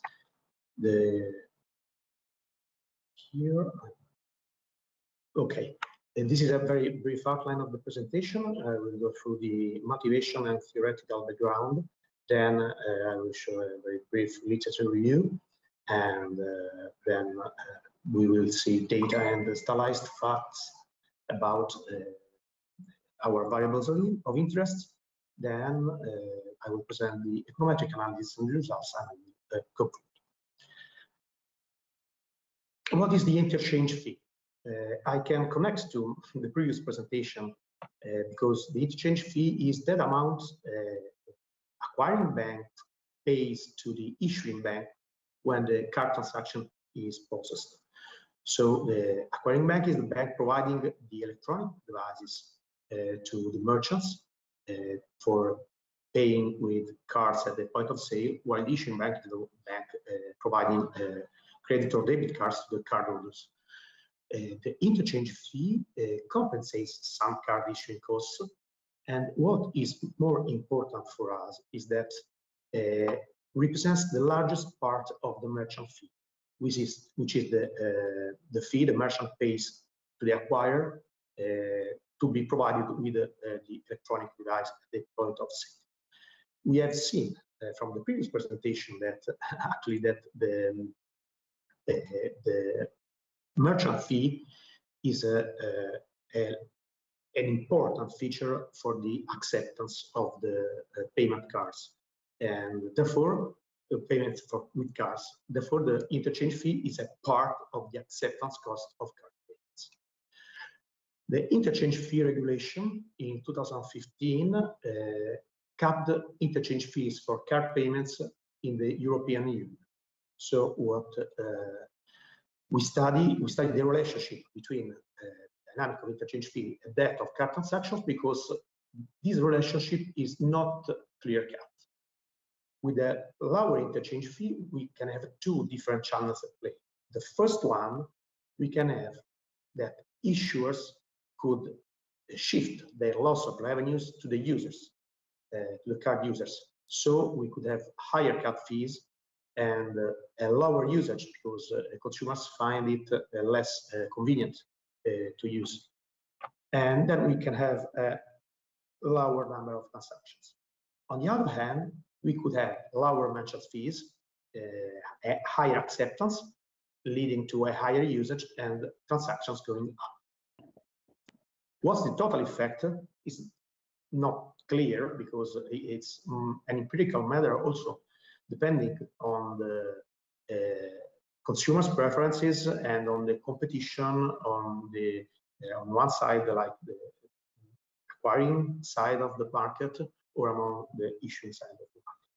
So we study this relationship because it's not clear what happens when interchange fees increase or reduce. We relate mainly to two strands of literature. The first one is about the theoretical rationales and implication of the dynamic of interchange fee. So we read to Rochetti 2002. And the second one is the more empirical strand of the literature. Here we find mostly within country evidences, like the one from Guerino, Ardizzi, or Ardizzi, Zangrande, and Carbone Verde. We find that with a higher merchants adoption, we experience a higher number of card-based transactions. For the US, the evidences are more mixed, but what is missing is the international dimension of evidences, and we don't have a clear over time empirical study on this matter. So we basically don't have controls for country fixed effects, country specific factors, like preference for cash or payment habits by consumers, and we have no countrywide or regional trends included in the existing analysis. We built up a novel dataset drawing from Kansas Fed paper reports and Visa and MasterCard country reports for the interchange fees of credit and debit cards.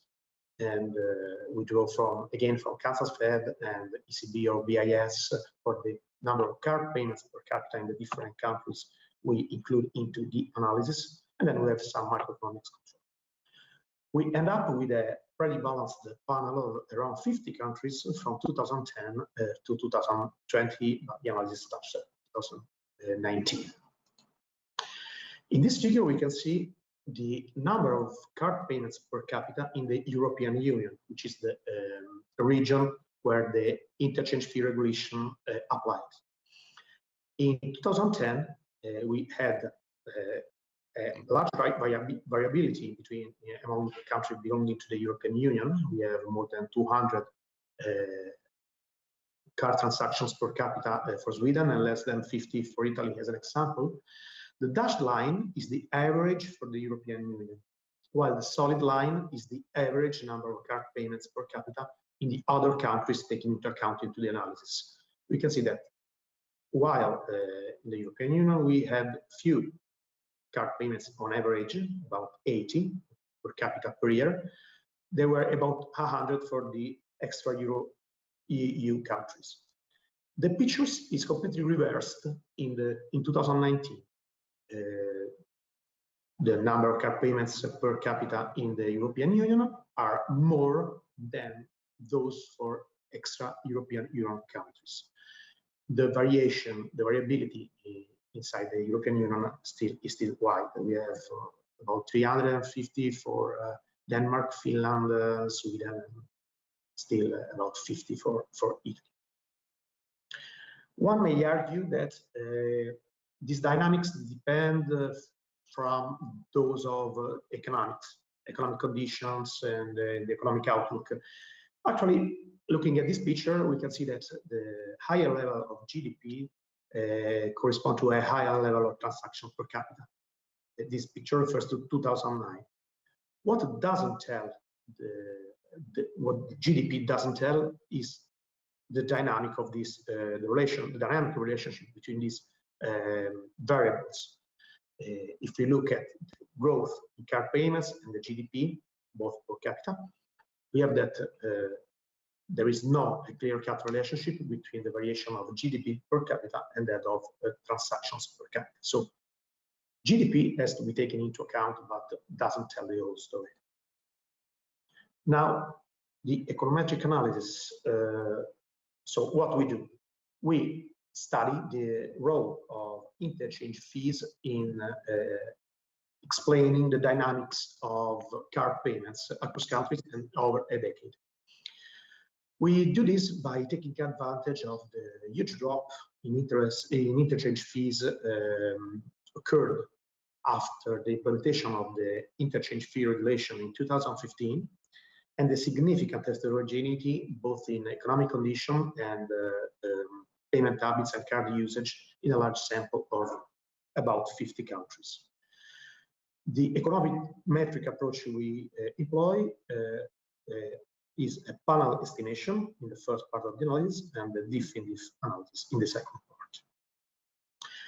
These last pictures depicts what happened to average interchange fees over time, over the decade, taking into account into the analysis, and to the card transactions per capita.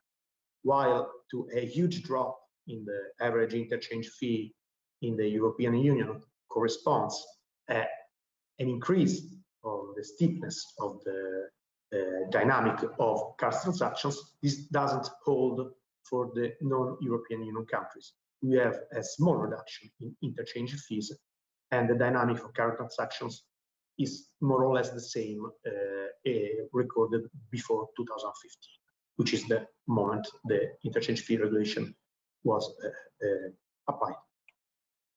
In the panel analysis, we estimate a relationship between the number of card transactions per capita, the average interchange fee, and then we include a number of controls, the GDP per capita, some country fixed effect, some time fixed effect, or a time trend.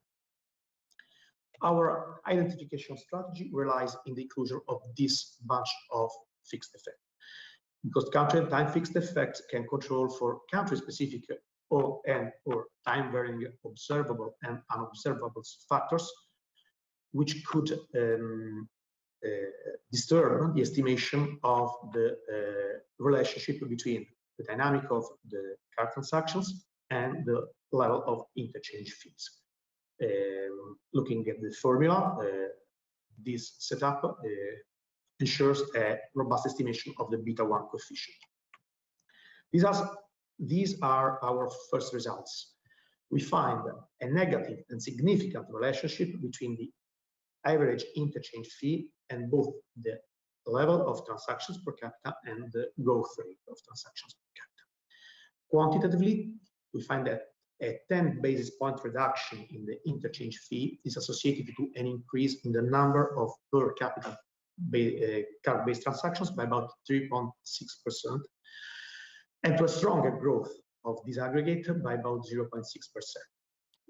On the table, we can see that while GDP has an effect on the level of transactions per capita, it doesn't have any effect on the dynamic of this aggregate, as we could expect since we have seen the pictures in the introduction. The estimation is the panel fixed effect, and we include 46 countries in this estimation. The diff-in-diff approach is like an experimental set up, and the identification relies on mainly on three assumptions. First one is the randomness of the treatment. So, which is the treatment? Is the application of the interchange fee regulation. This regulation applied to all the countries into the European Union and not to other countries. So we didn't, any country could not choose of being part of the European Union or to apply the interchange fee. If they were in, the interchange fee regulation applied. If they were out, it didn't. So we actually respect the randomness of the treatment requirement. The second requirement is the parallel trend assumption, and we basically need that the dynamic of our outcome variable is very similar for the treated group, so the European Union countries, and then control group, the non-European Union countries, before the treatment is applied. This is important for two reasons. First of all, because if we control for all the other variables that could affect this relationship, we can state safely that what we see after the treatment is due to the treatment in the treated group. The other good implication is that if the control group is carefully chosen, wisely chosen, the dynamic of the control group provides an appropriate counterfactual of the dynamic the treated group would have followed in absence of the treatment. The last assumption is that the control group is similar to the treated group. Similar in which way? We control for the validity of the control group looking at our main variables of interest, the transactions per capita level in 2015, so before the treatment, and their variation between 2012 and 2015, the GDP per capita, and the average interchange fee. We can see that both the treated and the control group are very similar according to these variables, both in average values and in ranges. There is, on the contrary, there is a huge difference in the variation of transactions per capita after the implementation of the interchange fee regulation, which is the last line of this table. For the treated group, we have a variation of 50%. For the control group, we have less than 40%. The control group is made by 14 countries with no legal or de facto changes in the interchange fees between 2010 and 2020. And we have a good coverage in terms of geographical areas: Europe, non-European Union, Europe, Asia, North America, Africa, South America, and Oceania. Yes, the relationship we estimate is the number of card transactions regressed on variables, which is the interaction between dummy variables indicating if a country is part of the treated group.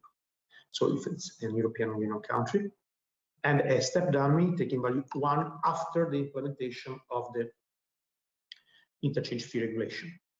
So the coefficient beta 1 explains the effect the interchange fee regulation after its implementation exerted on the number of card transactions per capita with respect to the control group.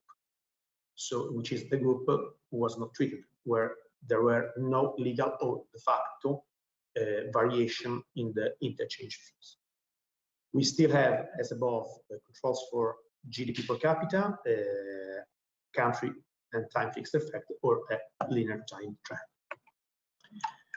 These are our results of the definitive approach.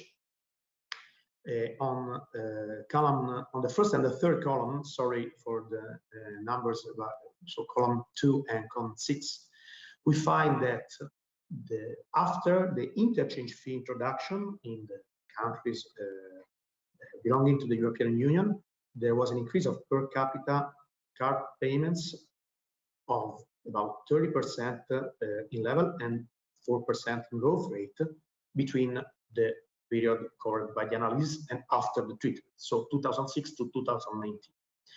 When we restricted the analysis to 2 years closer to the treatment moment, we have a relevant one-off effect.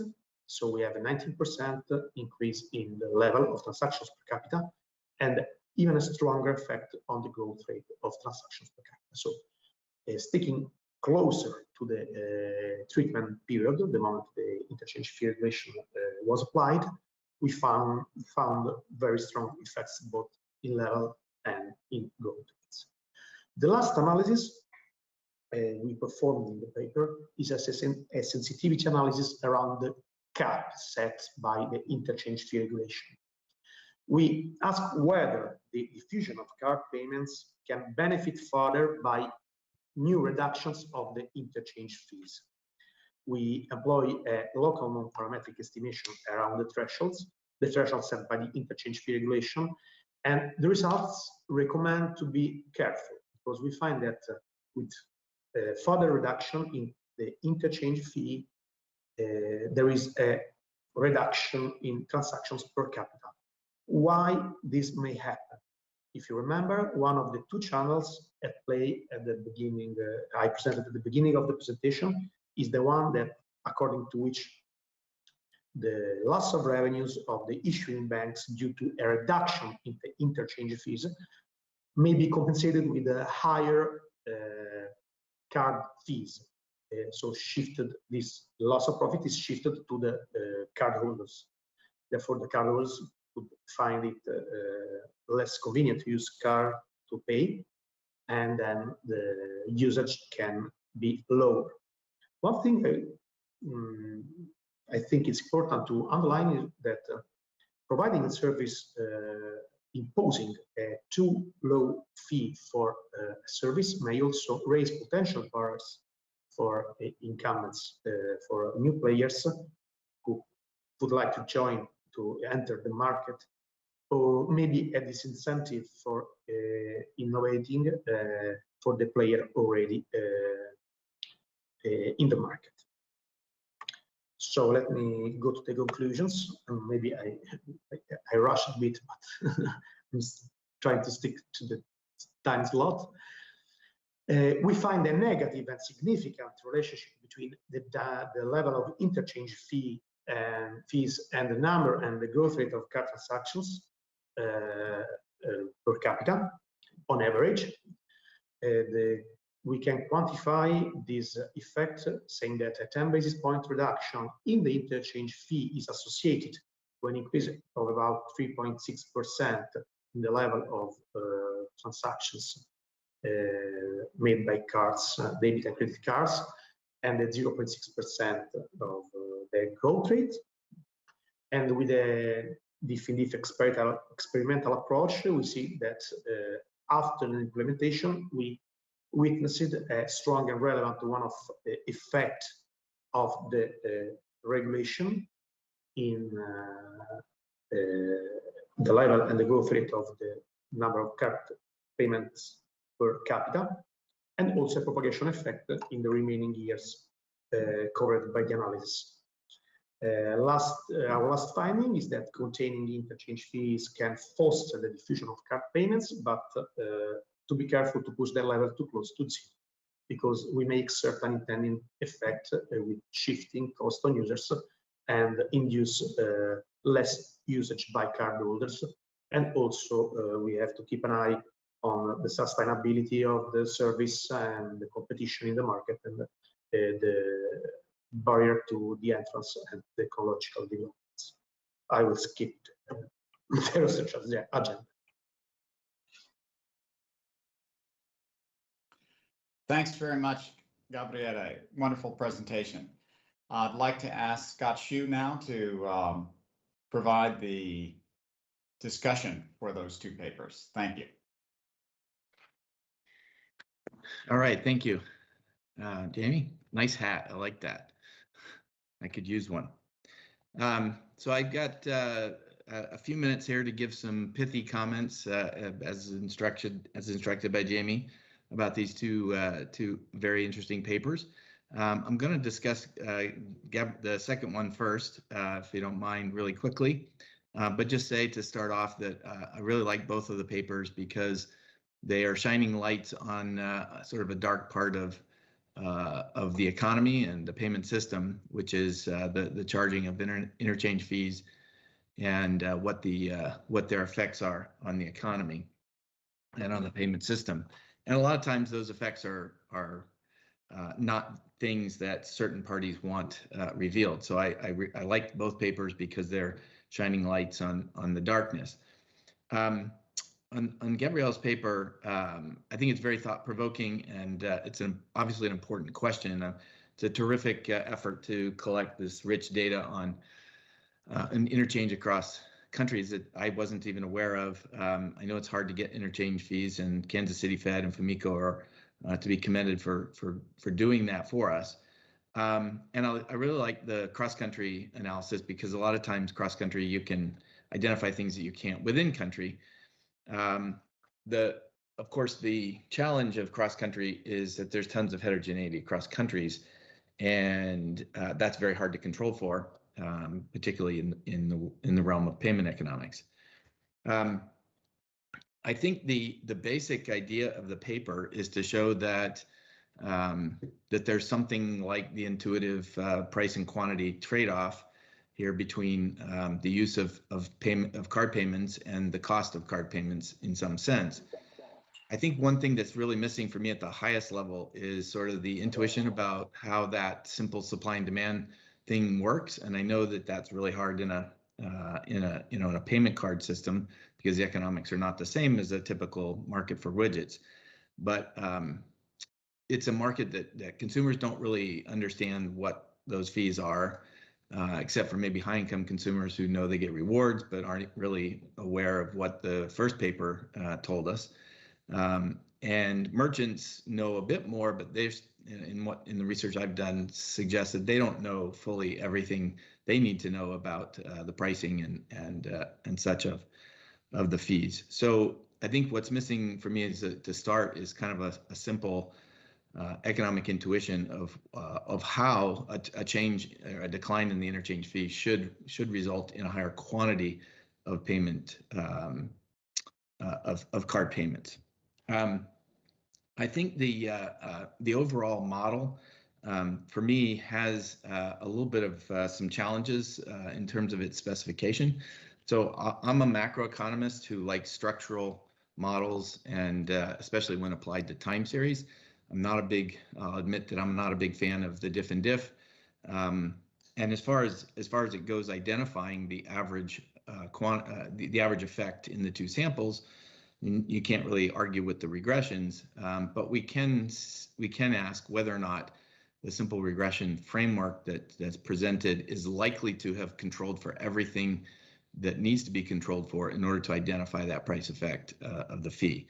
And I suspect that the answer to that may not be yes, because that's a way of saying it's no to me. So the model specification relies only on GDP per capita as a driver of payments, payment card volumes.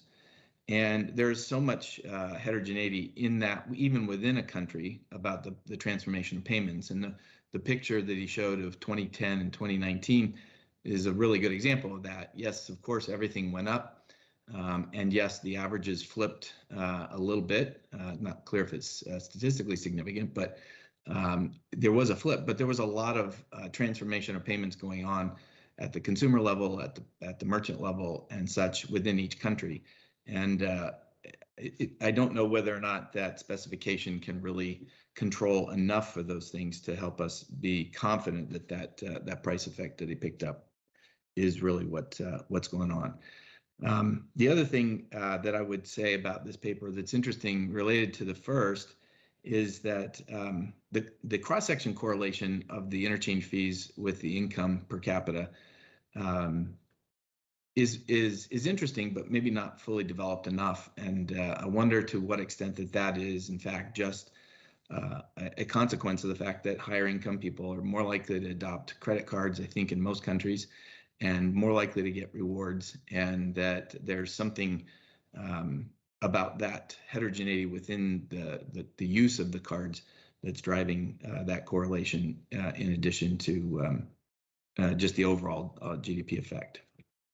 All right, so I don't have very much time, and so I just want to give some pithy comments about the first paper, which by definition, of course, I think is wonderful because it cites my research.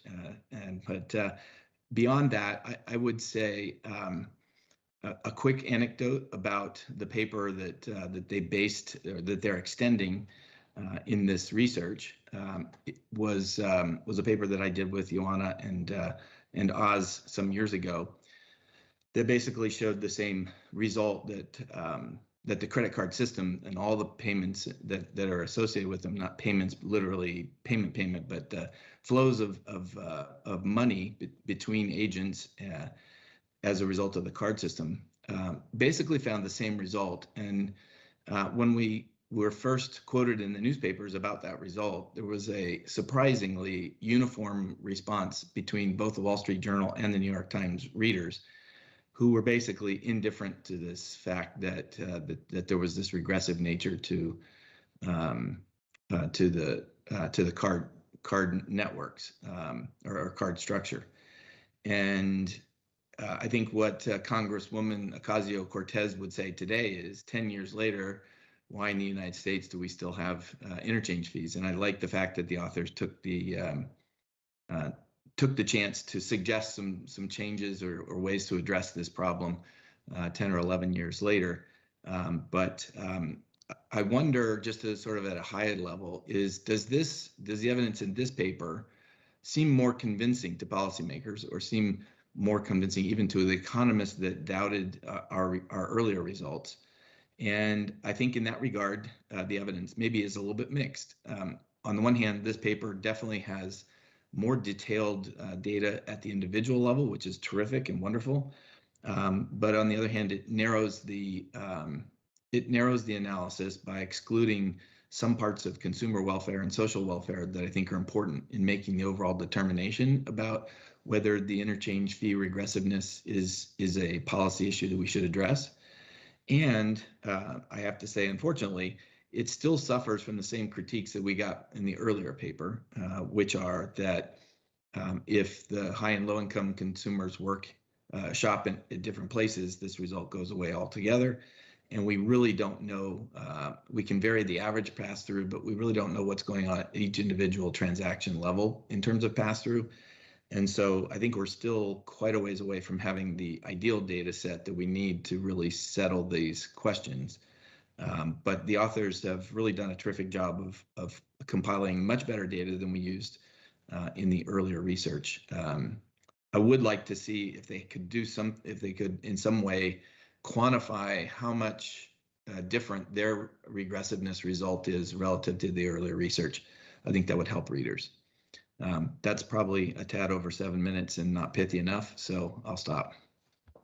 It was extremely pithy and great comments. I think both commenters did a wonderful job, and the papers that we saw this morning, had a tremendous representation internationally and across payment system. One thing that I'm very struck by that I think applies both to that comes out of the first paper by Argente and Fernandez is the elasticity of Uber drivers with respect to the opening up of payments being allowed to cash users.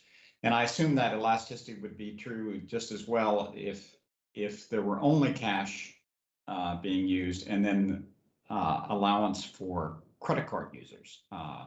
But that elasticity in the supply dimension of merchants when a new payment instrument is suddenly available, I think speaks a lot to the paper by Velta and Felt, Hayashi, and Stavens, and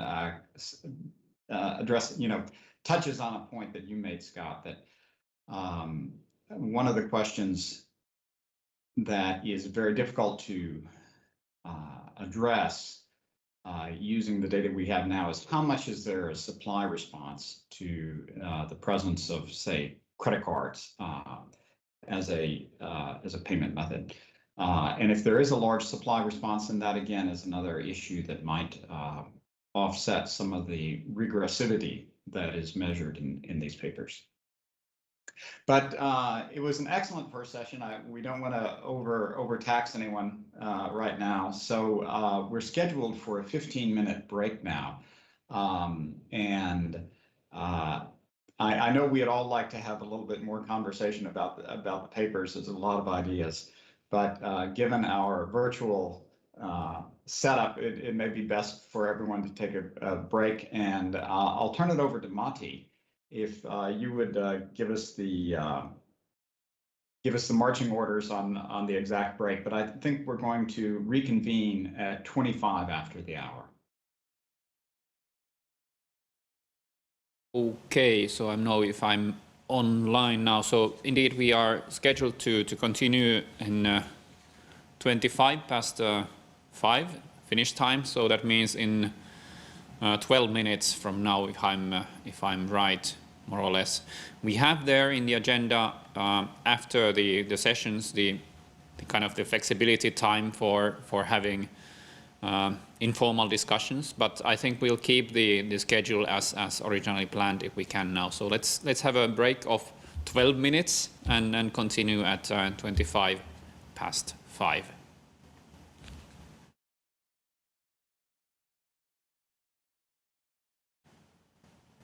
Okay, so we are ready to continue on the session 2, and this will be chaired by Os Zai. So Os, I give the floor to you, and we are here in the meanwhile upgrading the presenters of this second session to the presenter mode. So we hope that this will be. Jenny is nodding, so we are fine to go. So please, Os, you can take the floor. Thanks, Matti. Can you hear me? Yes, we can. Yes. Okay. Welcome all to session 2 of Economics of Payments. This session will focus on the impact of COVID-19 and payment habits. My name is Os Zai from the Federal Reserve Bank of Atlanta, and I will chair this meeting, this session. We have 5 papers and limited time, so we allocate about 15 minutes per paper. I'm asking presenters to time themselves, so if they need any assistance, they should let me know. Presenters, I'm also asking you to present your co-authors. Some of the papers have a large number of co-authors, and I think you will do a better job, and also for the sake of time, that you will present your co-authors. And if we are ready, we can start with the first presentation. The first presentation is by Sakshi Awasi and Rajas Saroy from the Reserve Bank of India. And they will talk about the impact of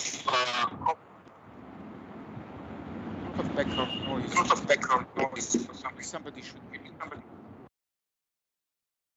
Okay, so let me repeat. The first presenters are Sakshi Awasi and Rajas Saroy from the Reserve Bank of India.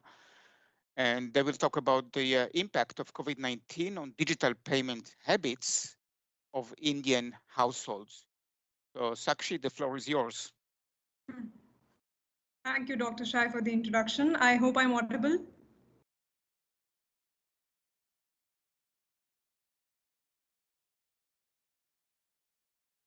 We can hear Hello? you. Yeah, we can see you also. Okay. Yeah. All right. Great. Okay. So greetings, everyone. Respected chair of the session, Dr. Zai, my fellow central bank colleagues, and all others who have joined us today. I'm Sakshi Awasthi from the Payment Systems Division, Reserve Bank of India. and I will be jointly presenting this paper along with my co-author Rajas Soroy, who will take over in the later part of the PPT.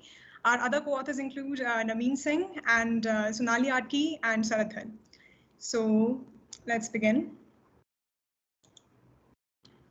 Now, our paper broadly indicates a perspective on the contemporary topic of shifting payment habits, especially at the micro level. The outline of the paper is there on the screen. So let's begin without any further ado with the introduction.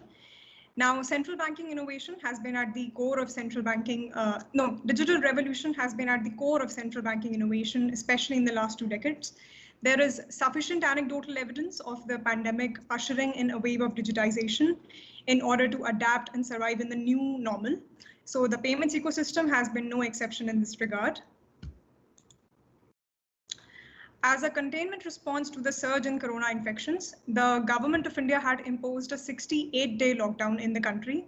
So India is predominantly a cash-driven country. However, owing to restricted mobilities during the pandemic, the fear of virus contraction through banknotes, and a push towards contactless mediums, people had little choice to, transact through cash, and they subsequently shifted to digital modes of payments. Now, according to the survey upon which our study is based, what we find is that 33% of the respondent households, they switched to digital payments for the first time during the lockdown. So this statistical finding leads us to 3 major motivations of our study. First being, we will be assessing the drivers of the post-COVID digital adoption. Second, we'll be analyzing the impact of different payment instruments, including cards, mobile apps, and banking correspondents, which are called bank mitras in India. And through this micro-level analysis, we would be looking at issues of inclusivity and possible sustainability of such a switch to digital modes of payments.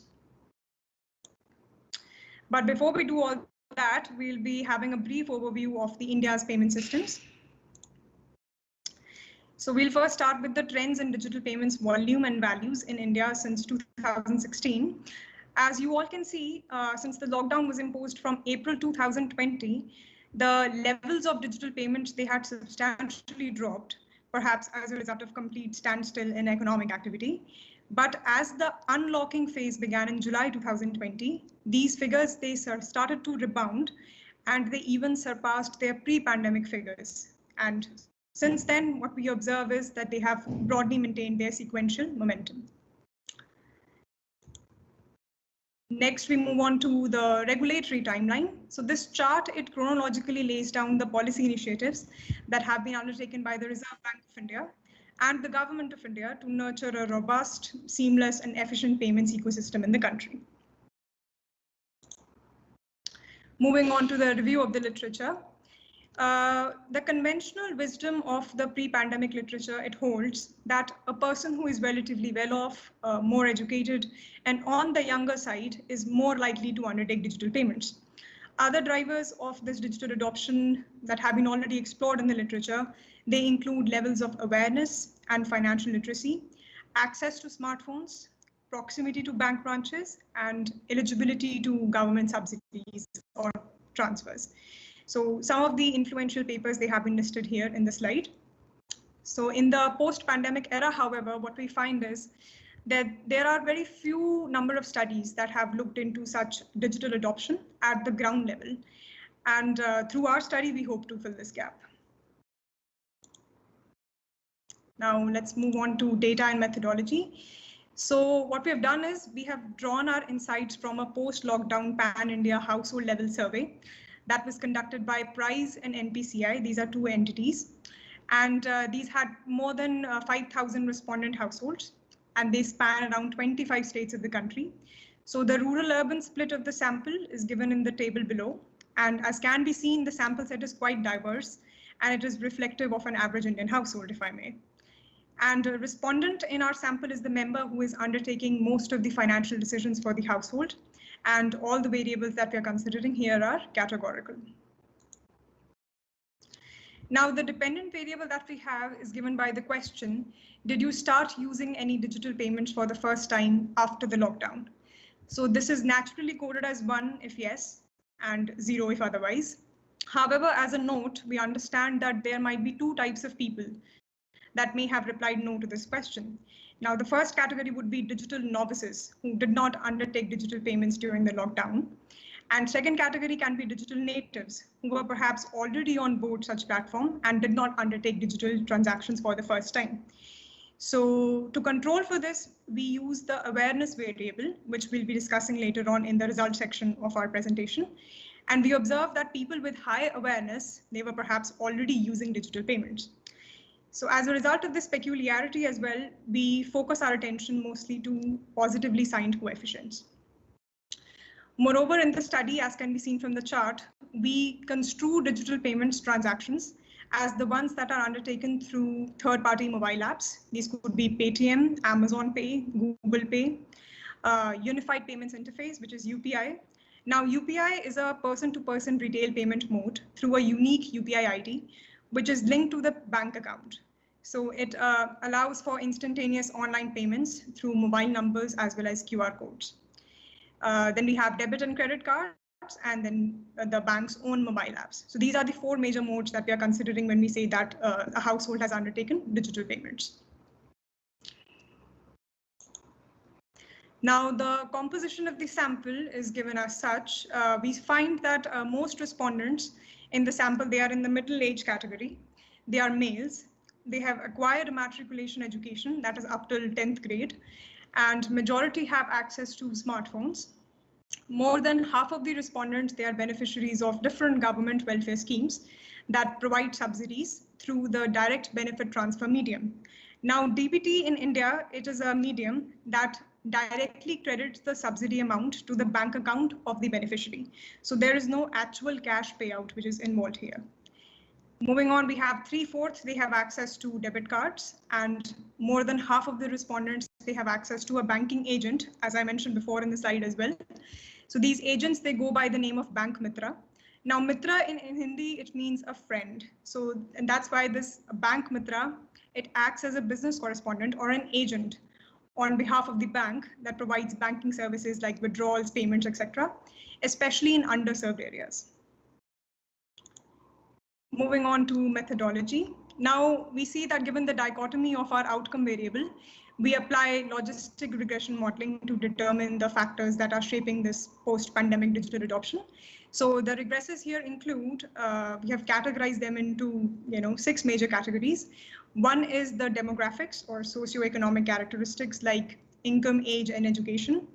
Then we have levels of awareness regarding digital modes of payments. Then we have access variables that include access to smartphones, banks' mobile apps, debit cards, and banking agents like Bank Mitras. Proximity to bank branches is another variable. Then we have past experience of using digital payments. And then we move on to access to government transfers through direct benefit transfer schemes that we have, that we've already discussed before. So this is both pre and post-corona induced lockdown. So this is where I will hand over the presentation to my co-author Rajas Roy, and who will take you through the results and conclusion. Thank you. Thank you so much, everyone. I'm audible. So now we'll just do the results. So this slide basically talks about a first important variable, which is awareness, and how we calculate this variable.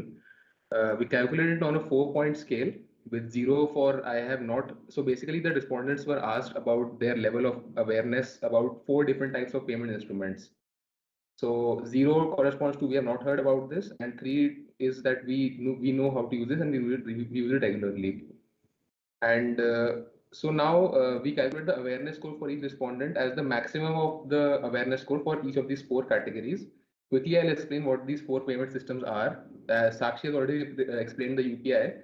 Bheem is just another app which builds upon the UPI platform. It's basically a customer interface for using the UPI. AEPS is Aadhaar enabled payment system. It is mainly used in rural areas with low connectivity and awareness, and it's for payments through biometric authentication. It is mainly used for purchase of fertilizers, subsidized food, and you can even withdraw cash from it through banking correspondence. And RuPay is the indigenous card gateway, which is similar to MasterCard or Visa. And RuPay cards are mainly debit cards. We calculate the awareness score for each respondent as the maximum of these 4 scores. And by using the max functions, we hypothesize that if a respondent is highly aware of even one of these instruments, they are digitally aware enough. So now the results for these awareness variables, low, medium, and high, it is a significant determinant of determining whether people switched to digital payments post-lockdown. Even low awareness has helped people switch to the digital payments. Further, there is a sharp jump in awareness when one goes from low to medium awareness, which indicates that even basic digital literacy and demonstrations of payment apps can help increase digital payments adoption.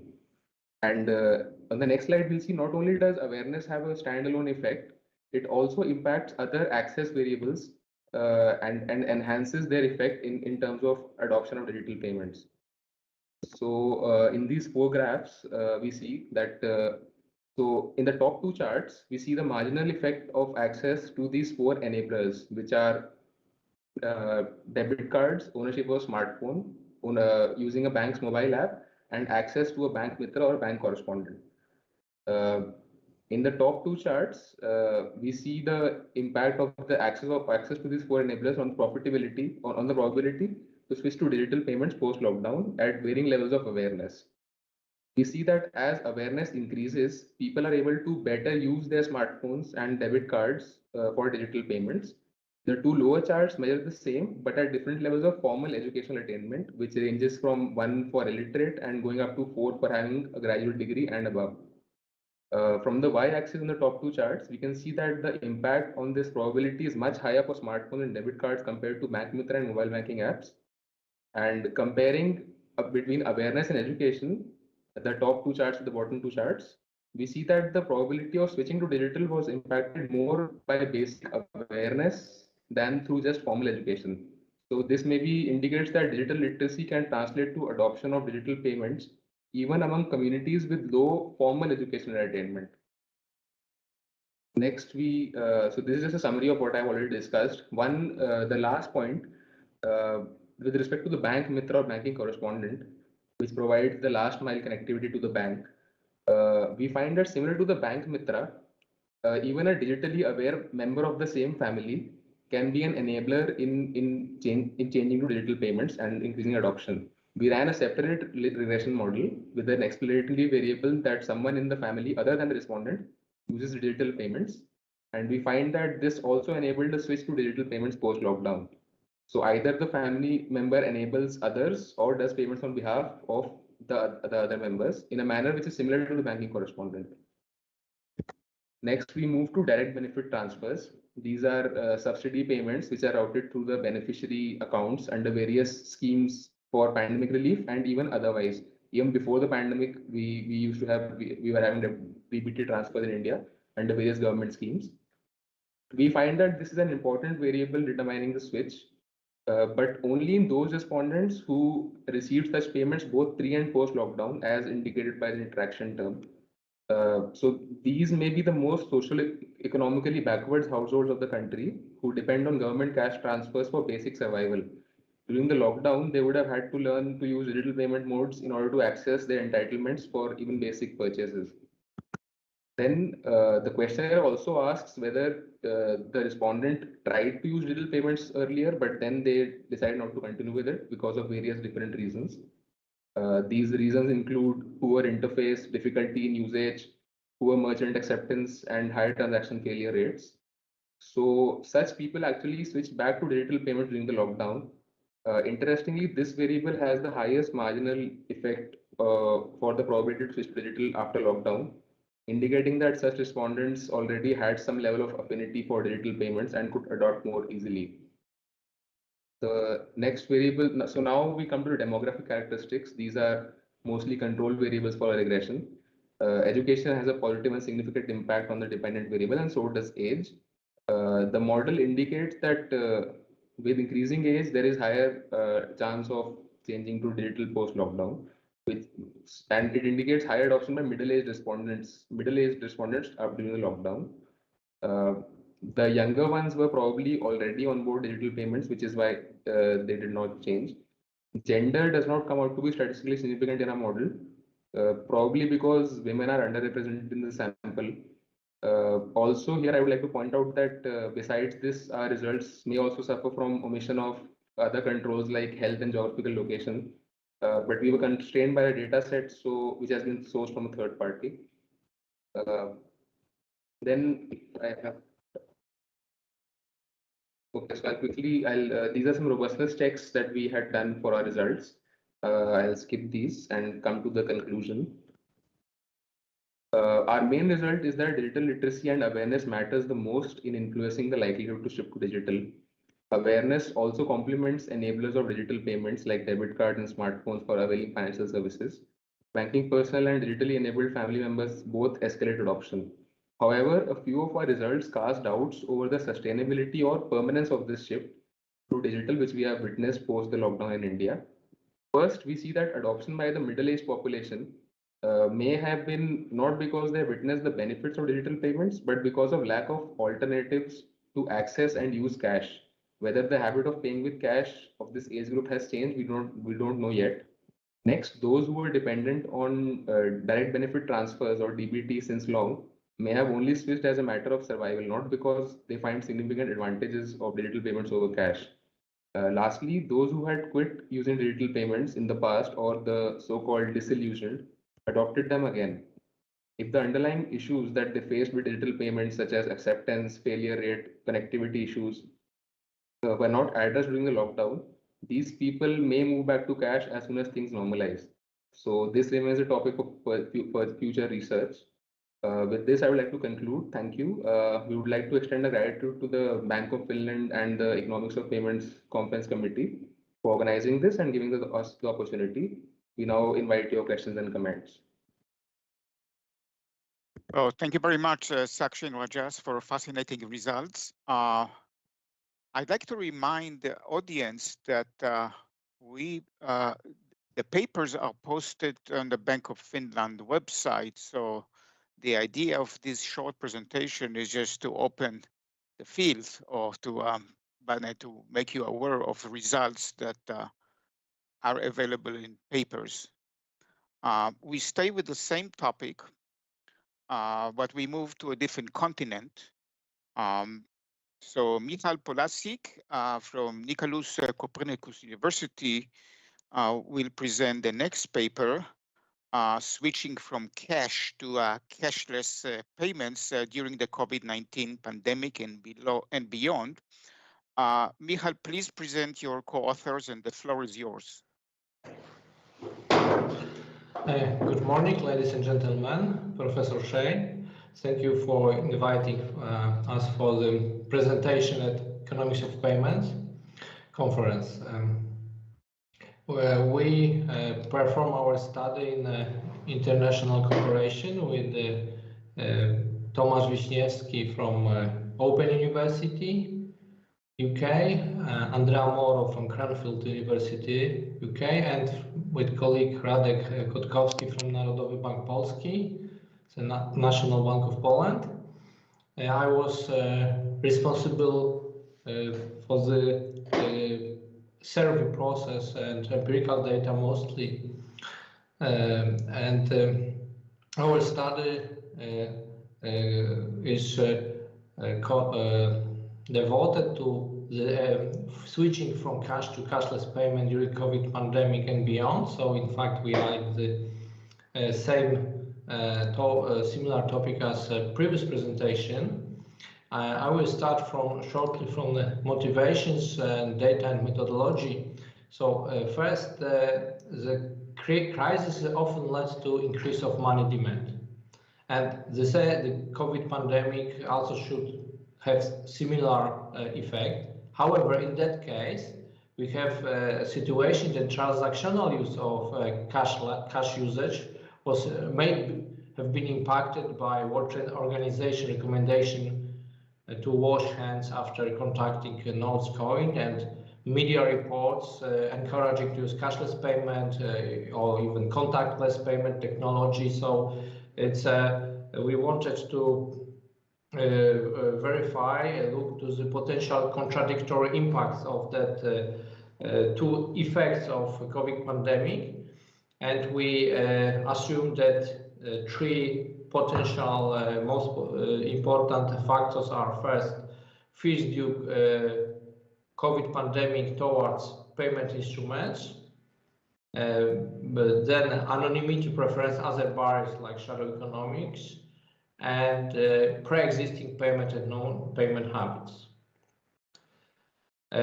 Literature review we performed is presented in the full paper available at the Bank of Finland website. So I will just highlight that the topic is very hot and there are already a few papers and reports published on in this topic. Our study is based on the cross-country survey performed in 22 European countries, and we used web interviews, so it covers internet users. The countries covered represent 96% of internet user population in the European Union, and the sample size is 5,500. We use stratified random sampling, and the stratas were applied for age, gender, and size of locality of inhabitation of respondent, and it was performed second half of the 2020. Well, in fact, this study is a part of PayTech Impact EU project that we run at the university. But as the outbreak of the pandemic interrupted our study devoted to fintech development, open banking, so we decided to extend survey to the topic concerning the payment habits and COVID-19 impact, so that we have the data to cover the study we are presenting today. So how did Europeans change their payment habit during the pandemic? We used two questions to measure it. First is both are connected to the payment in a physical point of sale, stores, service points, and so on. And here you can see declaration of payment, change in payment behavior during COVID-19 pandemic. The gray blue means that respondent declared that he pay more often cashless. The gray means there was not significant change, and the red one means that someone pays more often in cash. And generally we can see the quite strong swift toward cashless payment.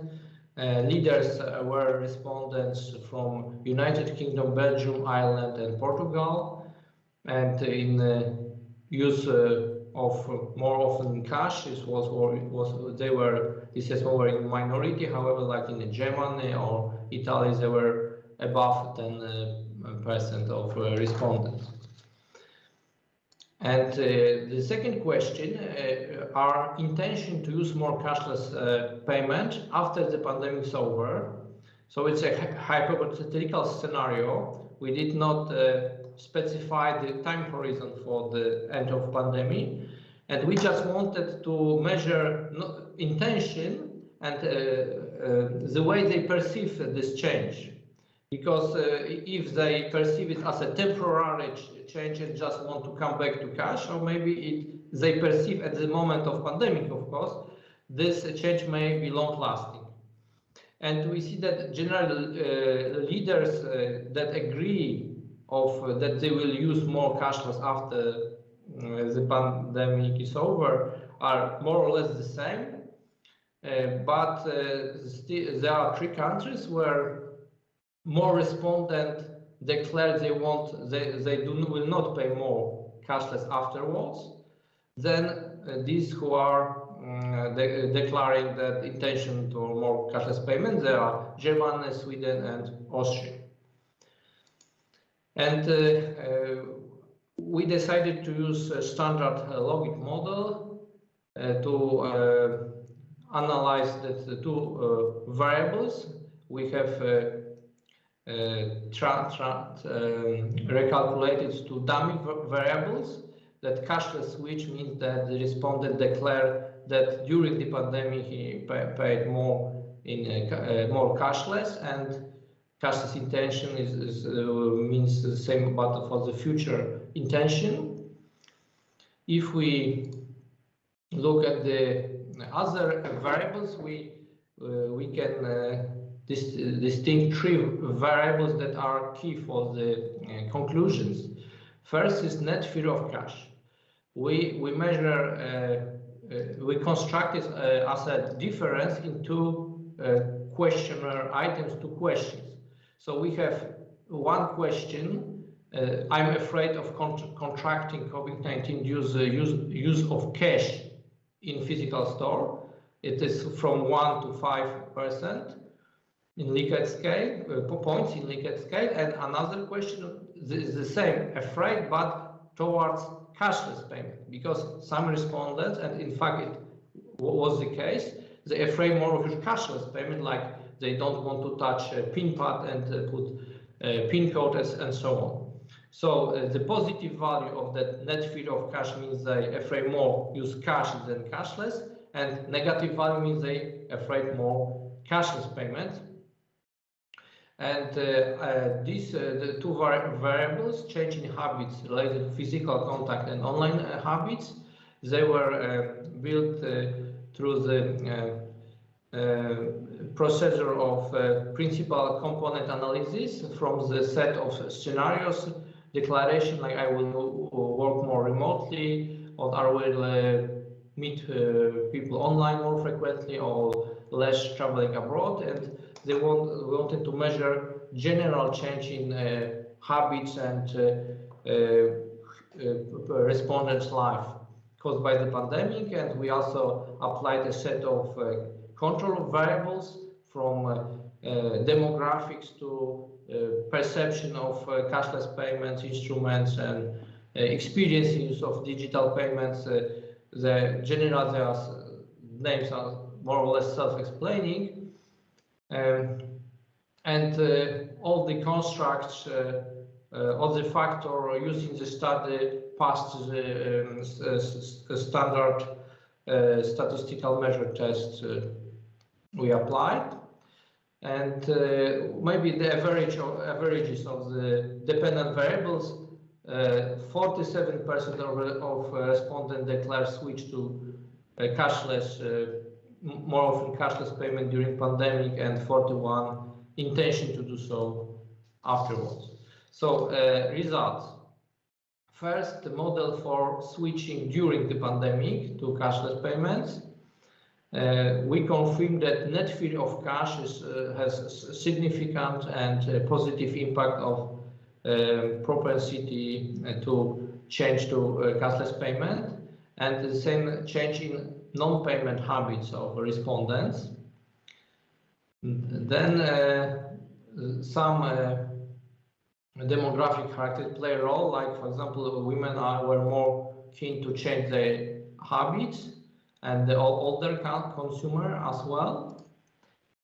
Positive image of cashless payment instruments also help to increase their usage. And now look at the barriers.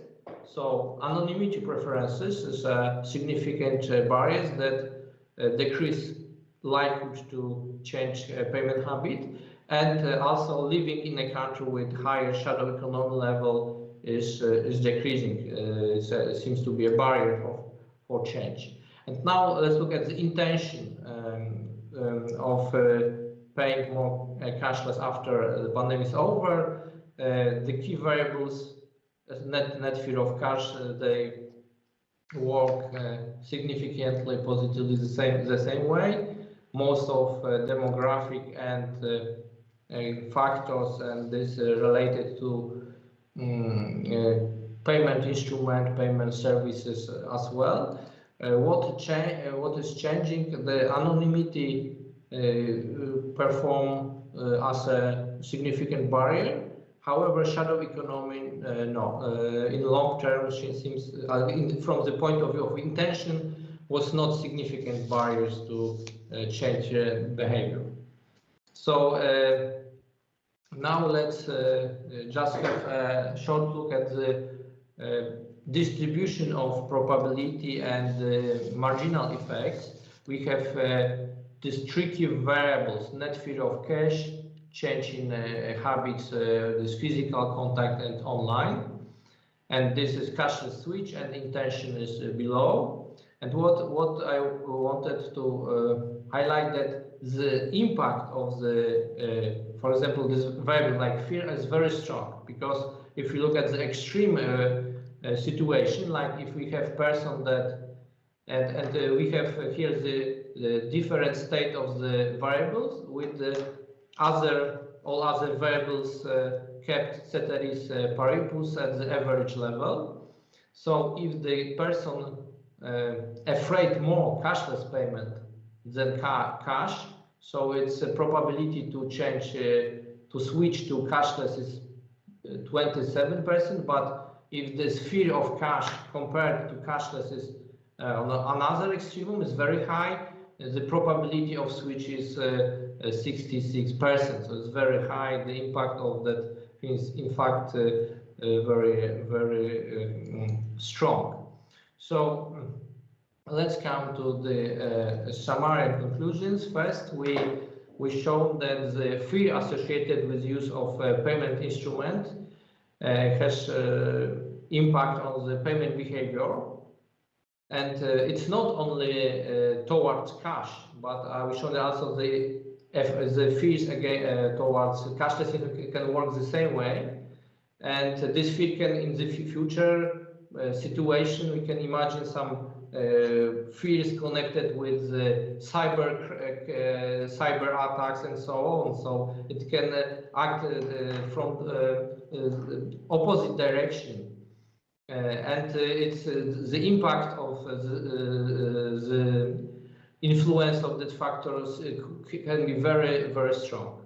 So the change of non-payment behaviors, but also changing humans' life, procedure of the performing, using services, shopping, and so on, also have impact of the way people pay. And we also showed that such impact could not be only temporary, but could have long-lasting consequences. Of course, it's a point for future studies, because we made only one point in time study, but we showed that intention of most group of respondents showed that they perceive they change as long-lasting. If they will follow it in the future, we'll see. And finally, we discovered that anonymity preferences and shadow economy can reduce willingness or possibility to change payment behavior. And as anonymity preference seems to be more persistent and connected with the consumer, but shadow economy it may be more as it's connected with the system. It seems that in many cases it could be work against natural preferences of payment choice. And however, of course, it's also a point for future studies and maybe analyzing policy towards cashless payment, cash availability, and shadow economy. Thank you very much. And if you want to follow the discussion, we have no much time, as I understand, so please email me or get a chat on the Teams. Thank you very much. Oh, thanks, Michal. I guess that this research will continue to see what happens after the virus decides to disappear. And I hope so. And the major question is whether people change their shopping habits, because in the US, people moved away from cash because they do online, the e-commerce, and some of it will stay, even if we can go back to brick and mortar stores. So this time we stay in the same continent. It's the only time we don't move continent.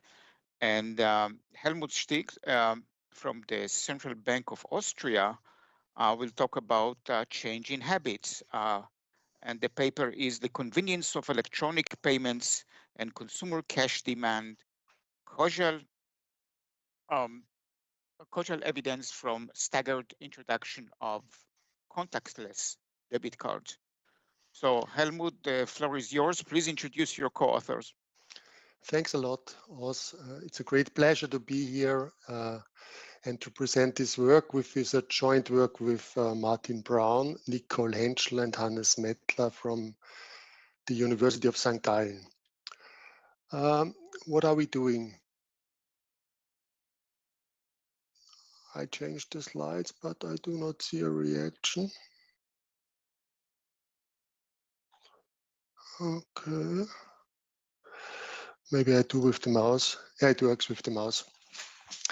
So we have heard that the pandemic has induced a change towards cashless payments. And of course, at the heart of these contactless payments. We also know that this has been underway already before the pandemic, and this is a paper that deals with data from before the pandemic. Contactless payments are convenient, they are fast, and they are considered as a game changer that might have a potential to reduce cash by a great extent, and this you can also find in popular media. The question we ask here is this true? Does the introduction of contactless debit cards causally affect payment choice and cash demand? And from a consumer side, I mean, this convenience, a saving of time and of effort, means basically a reduction of transaction costs. So now I see whether I can move. I have some problems with my control here. Okay, now I handle this. I mean, this paper builds, of course, on a lot of literature, and due to time reasons, please allow me to just mention what the points where we can make a contribution. And I think this is threefold. First, we look at the effect of financial innovation on payment choice and on cash demand together. Second, we utilize a natural experiment to estimate and identify a causal effect.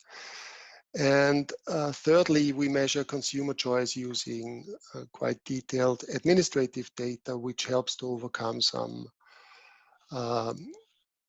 measurement problems that are pertinent in the literature. To give you some context, I mean, we use data from Switzerland. Here on the vertical scale, you see a coarse measure of cash intensiveness. Switzerland is, of course, highly financially developed, but on the other hand, is still quite cash intensive. And that's the point now, as are many other highly developed economies, like you see in this cluster, Germany, Singapore, Latvia, and so on and so forth. So we regard this example of Switzerland as a case for these other economies. So what is our research design? I mean, we are utilizing the fact that debit cards are regularly replaced here every third year. And secondly, that there was a staggered introduction of contactless debit cards by a Swiss bank in 2016, 2017, and 2018. And the interesting point is that the timing of the receipt of a new contactless card depends only on the expiry date of the existing card. So this is exogenous to us as consumers. And if you look at the sample debit card, you see this valid through, and it says when you are going to receive a new card. And this we can utilize. In particular, we draw a random sample of bank clients, and we can group them into three groups. We have here data from 2016 to 2018, and we have the group of non-adopters. these non-adopters do not receive an NFC card throughout the sample period. In blue, we have the group of early adopters, and they received an NFC card at the end of 2016, and they had the card in 2017 and in 2018. And the late adopters, they received their card at the end of 2017, and they had it in 2018. So this gives us a very nice setup of comparing similar customers living in the same environment. They have very similar characteristics. They have very similar pre-treatment trends in payment behavior and in money demand. And the only difference that these customers have is that some groups have an NFC card and the other groups do not. And via this research design, we can identify this causal effect. So which causal effect are we talking about? And I mean, here we have to be a little bit more precise, because payment innovations have two sides. On the one hand, they affect consumers, and on the other hand, they affect merchants. So on the top panel here, you have two consumers. Both have debit cards or credit cards.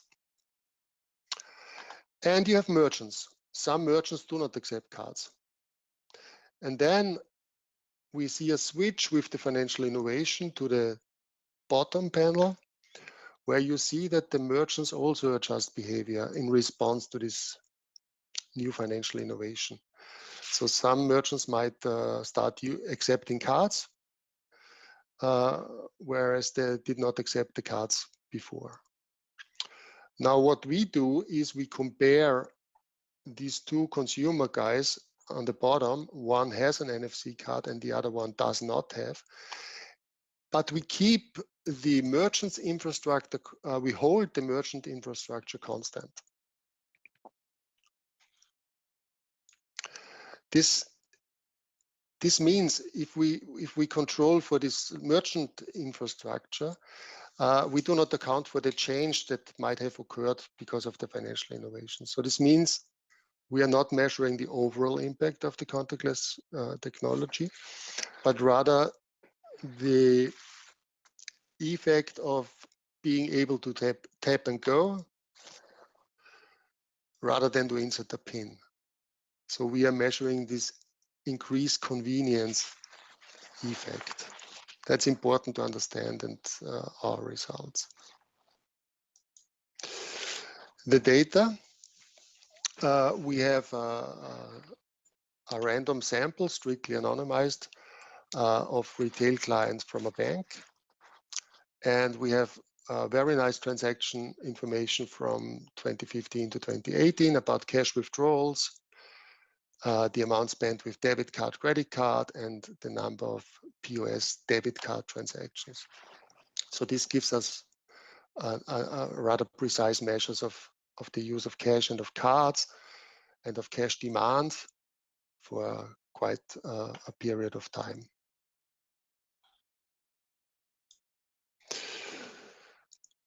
What variables are we looking at? We look mainly at the number of debit card transactions per month, which here in this sample is 6.5 transactions per month. And then we look at the cash use, which is the cash ratio here. That's the value share of cash in cash and card transactions, which is about 60.8% on average. And also we look at cash demand, but we do not have a single measure on cash demand, but rather we use the cash withdrawal frequency and the cash withdrawal amount. And the idea now is if transaction costs of card payments decrease, then consumers should use their cards more often. They should reduce the cash use and the cash demand. And these are our hypotheses and what we want to test. Now to the results. Let me start with the number of debit card transactions. In the top, the bigger two charts, You see a comparison of the number of debit card transactions per month for the non-adopters in green. Again, they did never receive in the sample period, never receive a NFC card. And in blue, the early adopters. They received a card at the end of 2016. They had a very similar trend before treatment, and after treatment, you see the two curves. There's a gap, a growing gap between the two curves. And the same thing you can observe on the right for the late adopters versus non-adopters. So this shows you already there's a causal effect. These two figures refer to transactions below 40 Swiss francs, which is the no PIN threshold, which was the no PIN threshold before the pandemic. Below, the two smaller graphs show debit card transactions above 40 Swiss francs, and you see nothing, no effect.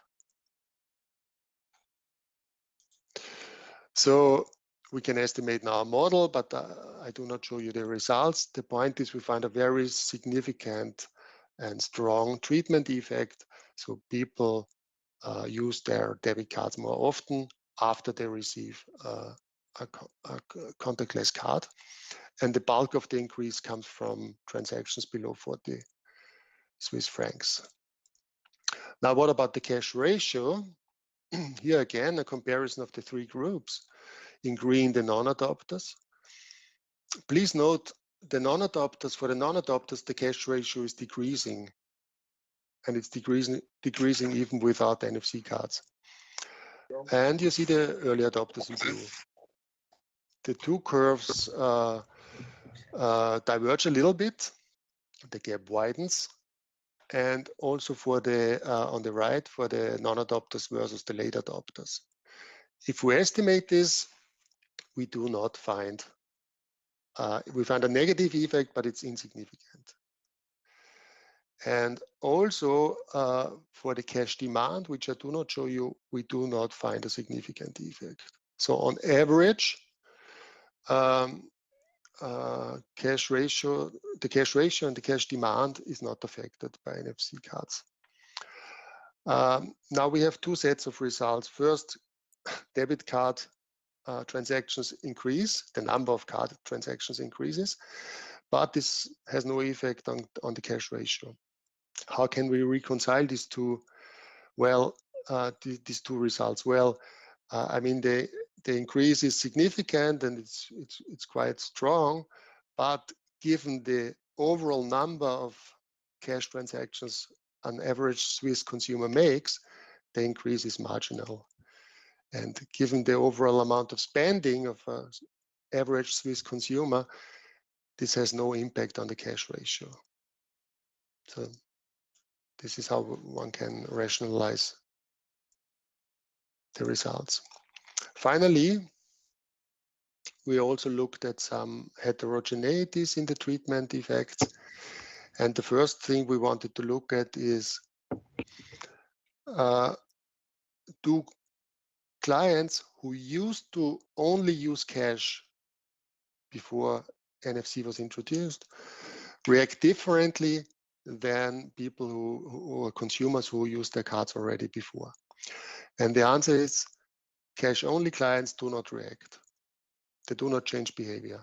So for them, the change in the transaction costs was too modest.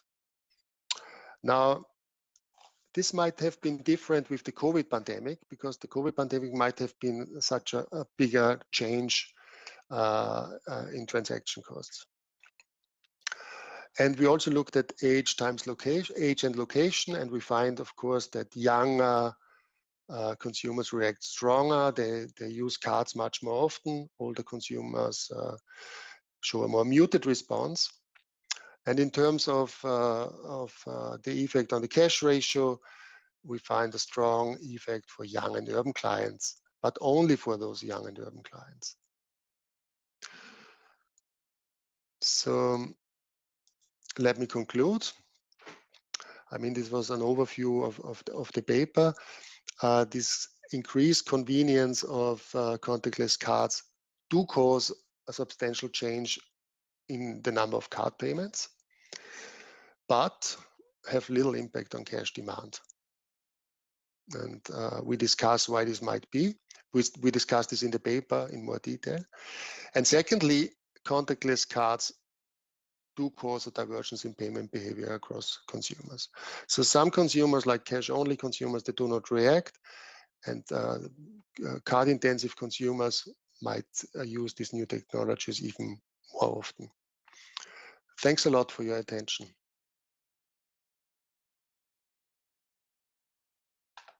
Thanks, Helmut.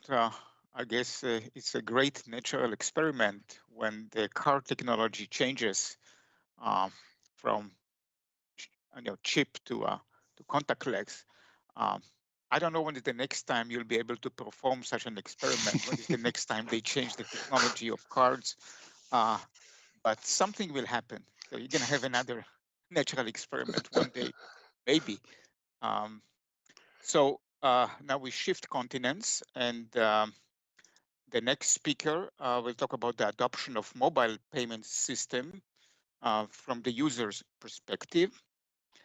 The speaker is Carlos León from Banco de la República. The floor is yours, Carlos. Thank you very much to all of you for the invitation. I have only 15 minutes, so let me start very quickly because I have a quite long presentation. Let me check if I can change the slide. Take control.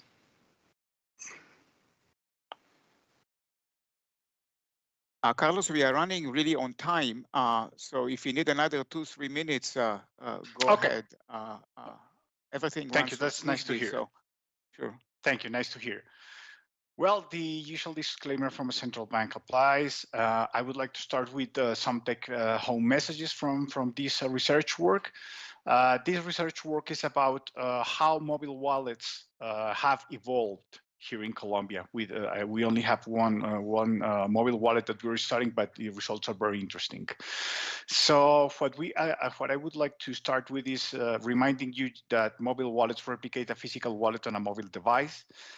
In Colombia, there is this non-banking financial firm called Movi, which was the first fintech firm in Colombia which operated under a financial non-banking license, which is a very special type of simplified banking license, well, non-banking license that allowed some fintech firms to offer payment services.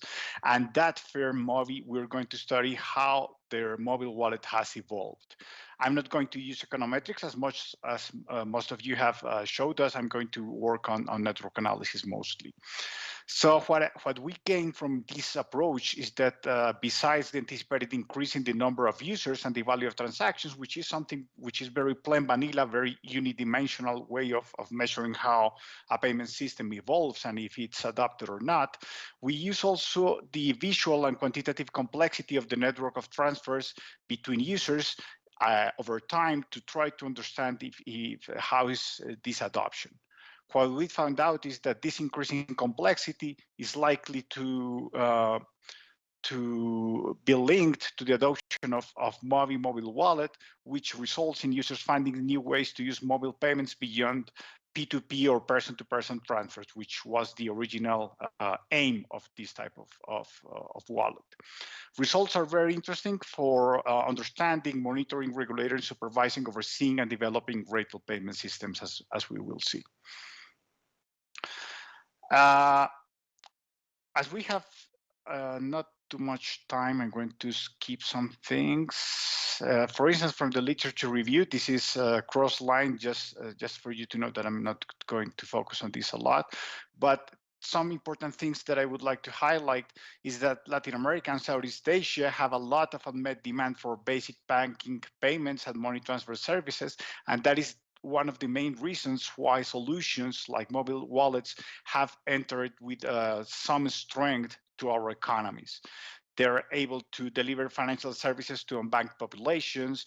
They have added new and more versatile ways of processing payments, and they have been proved as easy and very interesting solutions to non-cash transactions. We have talked a lot about in the previous presentations about credit and debit cards, and in some of our countries in Latin America, for instance, debit and credit cards are not very not widespread used, just because the banking population is still low.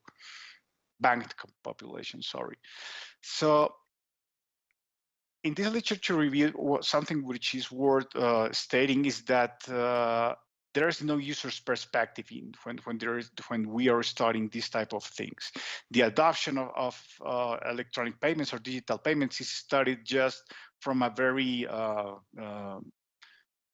single dimensional perspective. We just used the volume and the value of payments to try to understand if the users are really using a payment instrument or a payment system.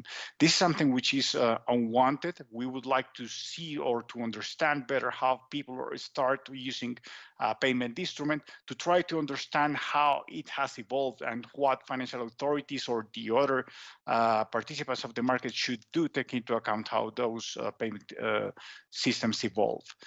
One noteworthy exception is Venmo. Venmo is a social payment system that is very widespread used in the US. There are some papers in which they try to study Venmo from a perspective similar to mine, in the sense that it's a network analysis perspective. The thing is that they don't have a lot of granularity in the data set. For instance, they don't have the amount which is being paid in the system, and they normally what they compare is very large periods of time. Let's say 1 year at the beginning, 1 year at the end. So it's not a very granular comparison. What I'm going to show you here is that we have the evolution of this mobile wallet from day one in which it was implemented to 3 years afterwards, daily, and we will have all the payments that those users of this mobile wallet have done during these 3 years' time daily, and we will have the amounts, and we will have the people, I mean, not the identity, but we will have the nodes in network terms, which I mean, we will have like the ability to build these networks and to study the main properties of those networks. And this is perhaps the most important part of this work. So about the data set, this is provided by Movi. This is an edge list format in which we have about 500,000 rows from November 18, 2017 to November 25th, 2020. So we have almost 4,000 days. And we have some interesting statistics of those payments, in which the mean value of the payment is around $27, and we have a maximum value of payments during a day of about $3,000, and the minimum is about 3 cents of a dollar. Some things that we used to do when we work on networks is try to understand how the value of transactions is distributed among the users. We found something which is very common in network analysis, in the sense that we find that a few users greatly contribute to the total value of transactions, whereas most users contribute marginally. This is something very common in the sense that there are just a few nodes that make a lot of payments with a lot of value, whereas the most of the nodes, they just make small payments. One interesting measure that we designed for this work is to try to understand how active users are when they use this mobile wallet. So what we designed is an activity ratio, which we used, and we found out that most users are sporadic. About 1/3 of the users just use this mobile wallet once or twice, and this just drop it. Drop it doesn't mean to close the account, but they just don't use it very often. And we found that there are just a few users that use it often. This is very interesting. So about the methodology, as I already announced, I'm going to use network analysis, and the main, let's call it methodological issue, is to convert that edge list format that we were given by Movi into a network, into a matrix in which we can organize the payments from the payer to the payee. That's the most, let's say, the basic of this methodology. Afterwards, taking into account all the measures that we have on network analysis, we calculated this set of networks that I'm presenting here, which is the size of the network, which means the number of connected users, the total value of transfers, the density of the network, which measures the fraction of potential nodes that are observed, then the average number of connections per node, reciprocity, which is the fraction of connections that are two-way, I mean from A to B and B to A, the transitivity, which is the fraction of triads or triangles that are fully connected, then the number of connected components, which is the number of subnetworks within the network, afterwards the number of components with two and more than two nodes, which is trying to measure how complex. You will see that it's how complex the network is becoming. Also, the size of the largest component, which means which is the number of users in the largest subnetwork in the entire network, and a very specific complexity measure, which is called the degree structure entropy, which is let's call it like an overall measure of how complex a network is. So networks is a lot about by visualization. So in this slide, what I have is 8 samples from this large daily sample, in which we can see that in the first day, which is November 18, which is the top left graph, we have just a single transaction in the entire day. And afterwards, as this mobile wallet is being adopted, we start to find which are more nodes, and those nodes are increasing, but not only increasing, but they're experiencing or they're making connections or transactions which become more complex. And we start seeing these very strange patterns of connection in which we find like star networks, in the sense that there is a node in the middle of a sub network, and that node is the only one receiving payments from all others around.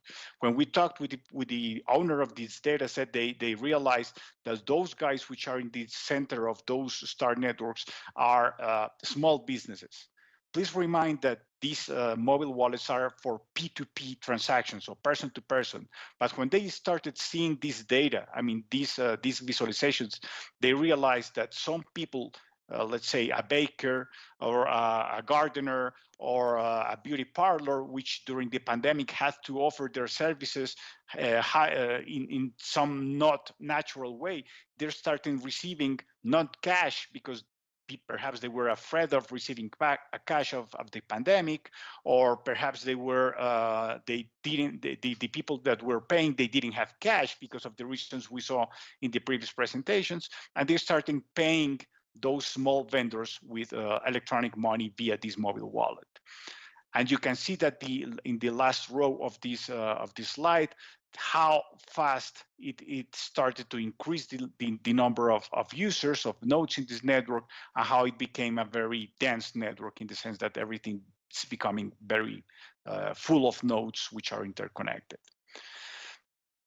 I'll have to run a little bit, and I'm going to show you something which I think tells a lot about what I'm trying to show you, in the sense that this video, what it's showing you is day by day how those transactions took place among all the users in these mobile wallets. We will start to see, this is 2018, and we see that there are not a lot of nodes, but it will start to increase when we reach 2019, and we will start seeing these beautiful sub-networks that you're seeing there, in which they're like, as we call them, star networks, in which we find a very particular pattern with one node in the middle and several others paying to that node in the middle, and we'll start seeing those star networks being connected to another star network, and to start seeing more complexity in the network. That's at the end the most important thing around here. Start to understand that what we find here is that the network is becoming more complex as the people start using the network, the mobile wallet, as their network for making payments.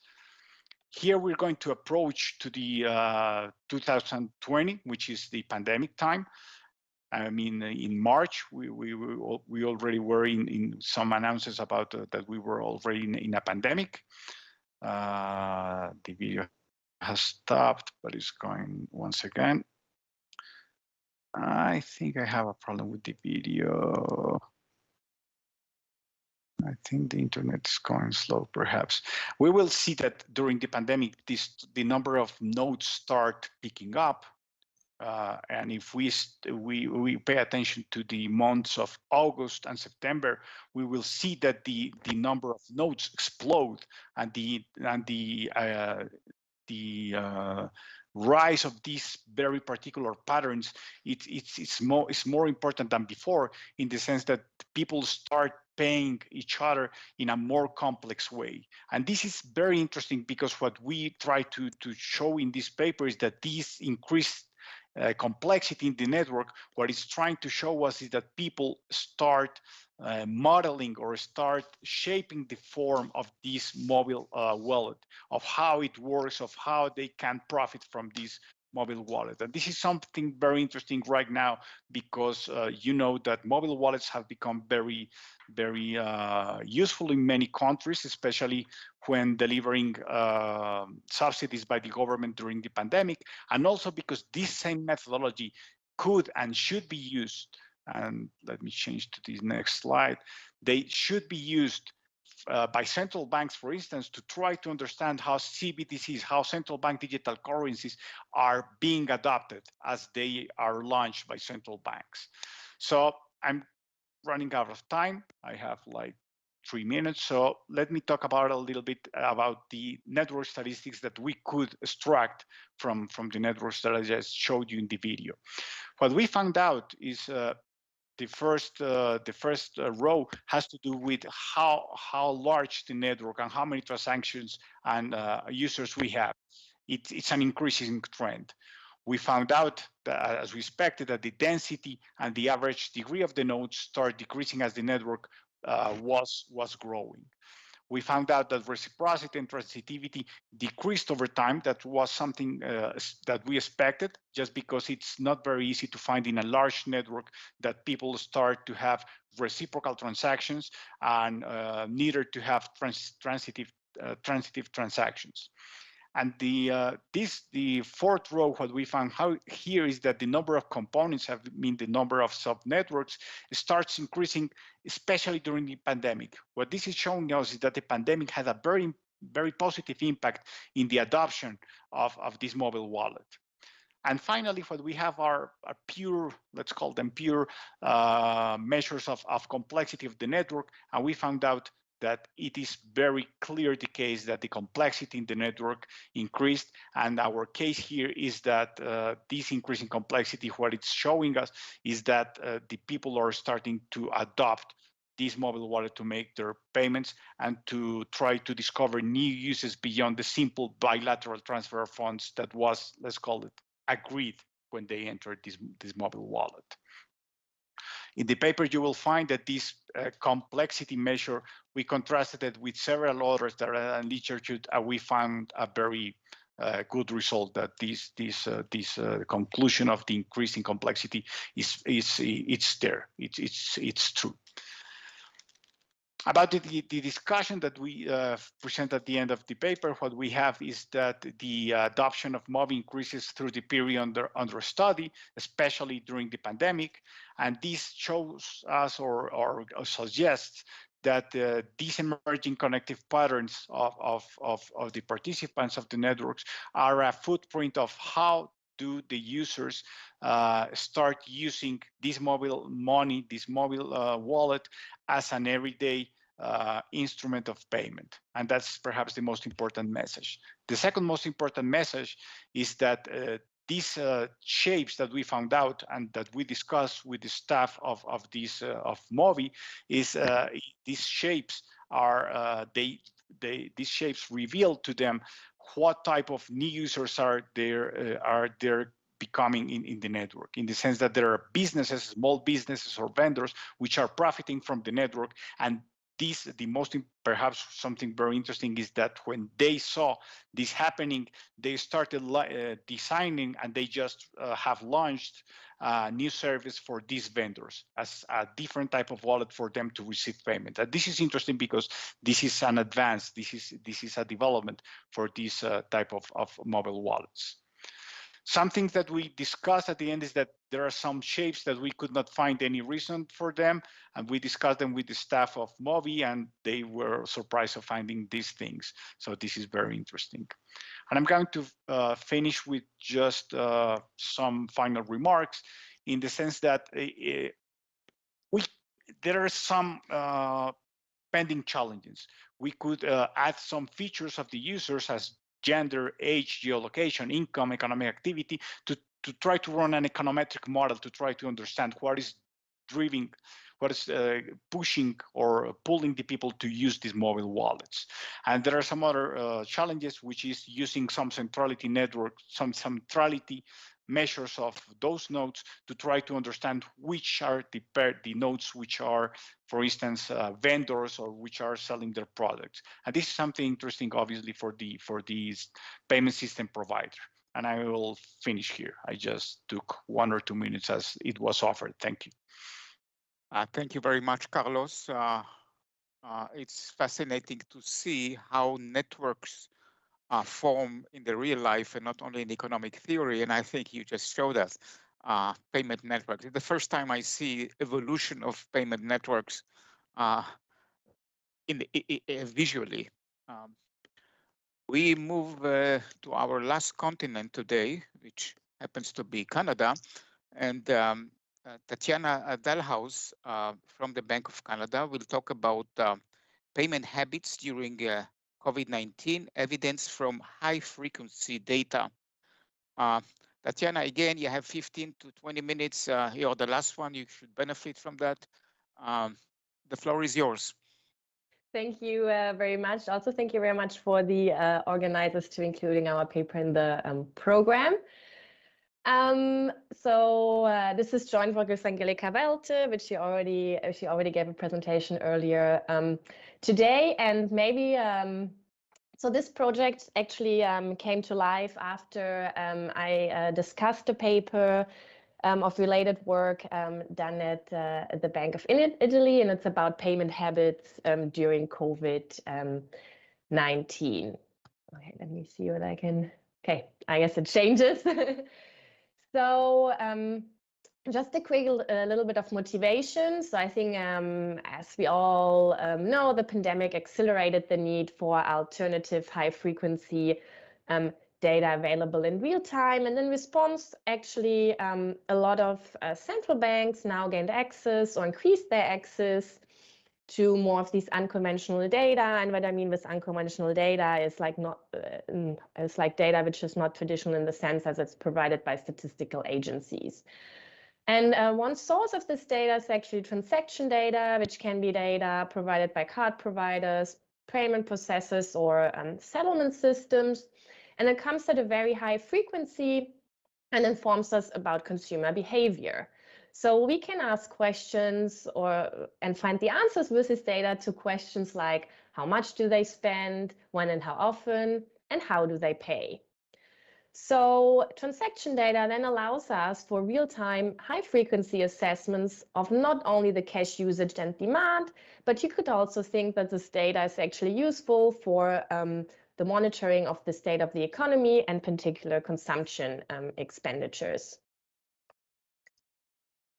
So the research question of this paper then is, how has COVID-19 affected payment habits in Canada? So in particular in this paper, we employ data on Interac and ACSS, ABM, and point of sale transaction. I will explain you in a moment a little bit more about these two data sources. And we obtain daily measure of payment habits. In particular, we're going to look at the share of cash transaction, the average transaction values, and the share of on-us transaction. So on-us transaction are where the acquiring bank and the issuing bank are the same. In this In this work, we then study the effects during the first 2 waves of the pandemic using dummy regressions and local projection models, and how the pandemic has affected payment habits. And we also show actually how shifts in these payments habits, which occurred during the COVID-19 pandemic, might actually influence the reliability of transaction data for economic monitoring, and in particular for consumption monitoring. In terms of the related literature, I'm going to keep it short, but we relate kind of to the literature on cash usage and demand following shocks. So to just give you a few examples, there has been papers analyzing the Greek government's imposition of daily ATM withdrawals or the Indian demonetization. Also, research has been done on the effects of COVID-19, as we have seen also today. One note, though, the COVID-19 pandemic is very different in the sense that there were no imposed restrictions on the cash usage directly imposed, so it was rather voluntary if people decided to not use cash. We also relate to the papers who use, sorry, there's lots of people popping up, so I can't see my slides. Thank you. So we also relate to the literature on macroeconomic forecasting using this high-frequency transaction data. And there has been work done for Canada by my colleagues Chapman and Desai, but also for Norway, the US, and Italy.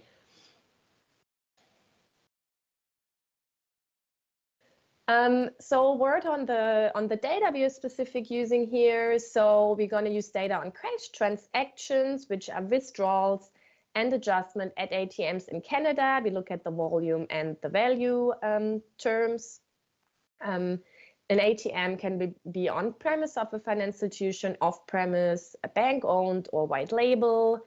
The data on card transactions are related to debit card payments and refunds at brick-and-mortar point of sales in Canada, again in volume and value terms. This includes chip and PIN and contactless transaction, which is known as TAP. And what I already mentioned before in terms of terminology. So the issuing bank is the bank of the cardholder. The acquiring bank is the bank of the ATM owner or merchant. And whenever the issuing bank is equal to the acquiring bank, this transaction was called on us, and we will be able to get a measure of on us transactions with the 2 data sets we are using in our study. In particular, we use data on Interag transactions. So Interag operates the main debit card network in Canada. It's the inter-member network IMN.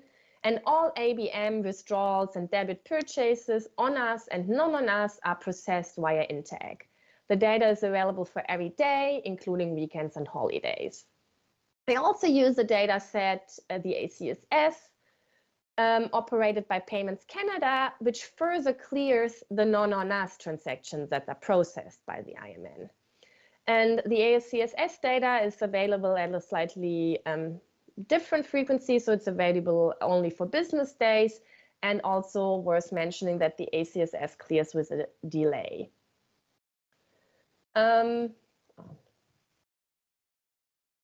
Since we're going to look at the effects of the COVID-19 pandemic on payment habits, just a quick word on that we're also going to use COVID data in our dynamic regressions. First of all, we're going to have an indicator variable for lockdown and reopening periods. This is going to be in the dummy regressions. And then in the local projections models, we're going to look at the Oxford COVID-19 Government Stringency Index, which is the line you see here in orange.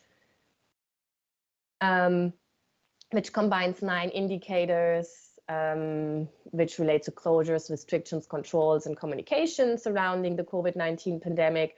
And then we also have confirmed cases from the Center of System Science and Engineering at the Johns Hopkins University, which is the blue line here. So you see we have covering the first 2 waves of the pandemic in Canada. In terms of measures of payment habits, so we're going to look at 3 measures. We're going to look at the cash card ratio, which we calculate as cash withdrawals divided by card transactions. we're going to calculate average transaction values, which are the value of transaction divided by the volume of transactions. And then giving the two data sets, you know, that the Interact processes both non-on-us and on-us transaction, while the ACSS clears the non-on-us part. So when we divide these two, so if we divide ACSS transaction divided by the Interact transaction, we actually get a measure of the share of non-on-us transactions. And in order to do so, as I mentioned before, the ACSS only comes at the business cycle frequency and clears with a delay. So we kind of have to harmonize these two data sources. So we aggregate the Interact transactions to match the frequency of the ACSS transaction. In terms of the delay, the ACSS clears the next business day if the ACSS isn't open on the authorization date, the second next business day if the ACSS is closed on authorization day. So just to give you an example, what that means, that we would aggregate Tuesday, to get data for Tuesday, we aggregate Saturday, Sunday, and Monday of the Interact data. Okay, so let me jump into the some of the results. So these are just the time series plots over the since January 2019 to early this year of the cash card ratio. So in red you see the Interact data, and in green the ACSS data. We have presented 7-day rolling average just to smooth it out. And you can see that both in value and volume terms, actually the cash card ratio is dropped quite a bit in both data sources following the onset of the pandemic. Then they seem to slightly recover, although not to pre-pandemic levels, and fall again as a second wave hits. So also average transaction values seem to be affected by the onset of the pandemic. So you see that the average transaction value increased in both of our data sources, both for ABM withdrawals as well as at the point of sale. Then they slightly fell again between the two waves, and then started to pick up again in when the second wave started to begin. Interesting here now, if we look at the share of non-on-us transactions, we can see that for ABM withdrawals, which is the orange line here, so the share of non-on-us transactions dropped with the onset of the pandemic, then and again dropped at the onset of the second wave. At the point of sale, we see like kind of a seems to like a continuing trend. So that means that the share of non-on-us transaction actually seems to slightly increase following the pandemic at the point of sale, which is an interesting result, which might need some further investigation. So to kind of just summarize what we have just seen visually and kind of control for the seasonality, which you obviously saw is happening in this transaction data, we just regressed the measures of payment habits on pandemic phase dummies. So we're going to have dummies for like the lockdown and reopening phases. We control for the seasonal patterns. And our sample is going to be January 1st, 2019 till the end of the second wave, which was like a late January in Canada. Sorry, this is 2021.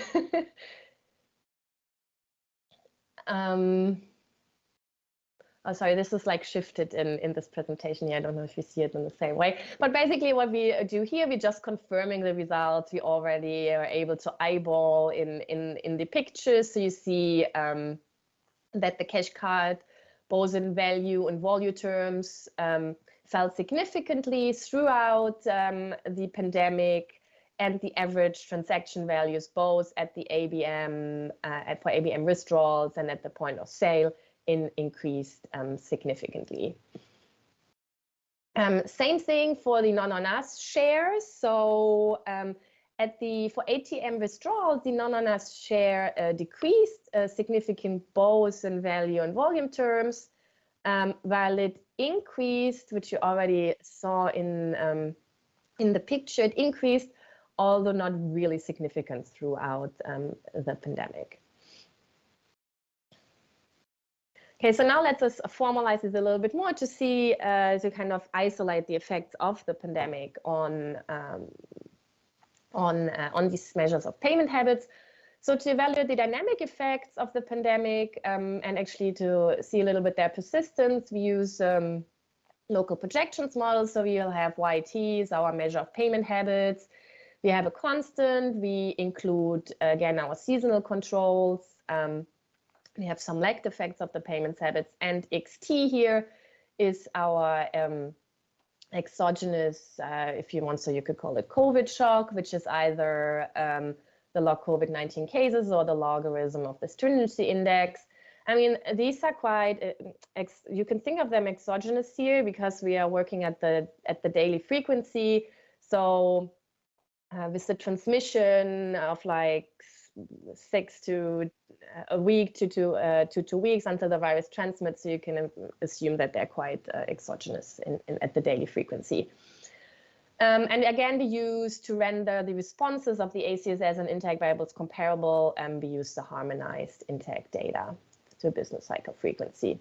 So again, here, so these are the impulse responses of the cash card ratios. On the left panel or column to stringency, on the right panel to cases, and then on the upper row we have the value in value terms, and the lower row we have the volume in volume terms.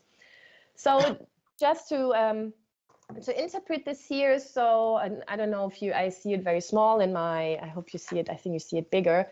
So for example, 100% increase in cases would lead to a drop on impact of 0.4 percentage point on the cash card value ratio. This then leads to a peak effect of minus 1.15 to the 1.5 percentage points for the ACSS, which is the red line, and 0.9 which is the, and 0.9 percentage points, 0.9 percentage point for the ACSS, and up to 1.5 percentage points for the interact, which is the green line. And we see that, yeah, this leads to negative significant effects. Also, not surprisingly, so we see an increase in the following, an increase in cases or an increase in stringency. We see an increase in the average transaction values, both at the AVM and at the point of sale. So interesting here, so you see that the ACSS and interact data for the ATM withdrawals, average transaction value, actually start to diverge at longer horizons. And this is kind of in line with what we already saw by looking at the pictures, is that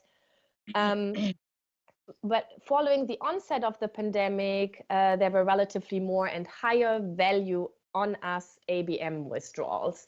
So this gives us this like divergence in these two series for ATM average values.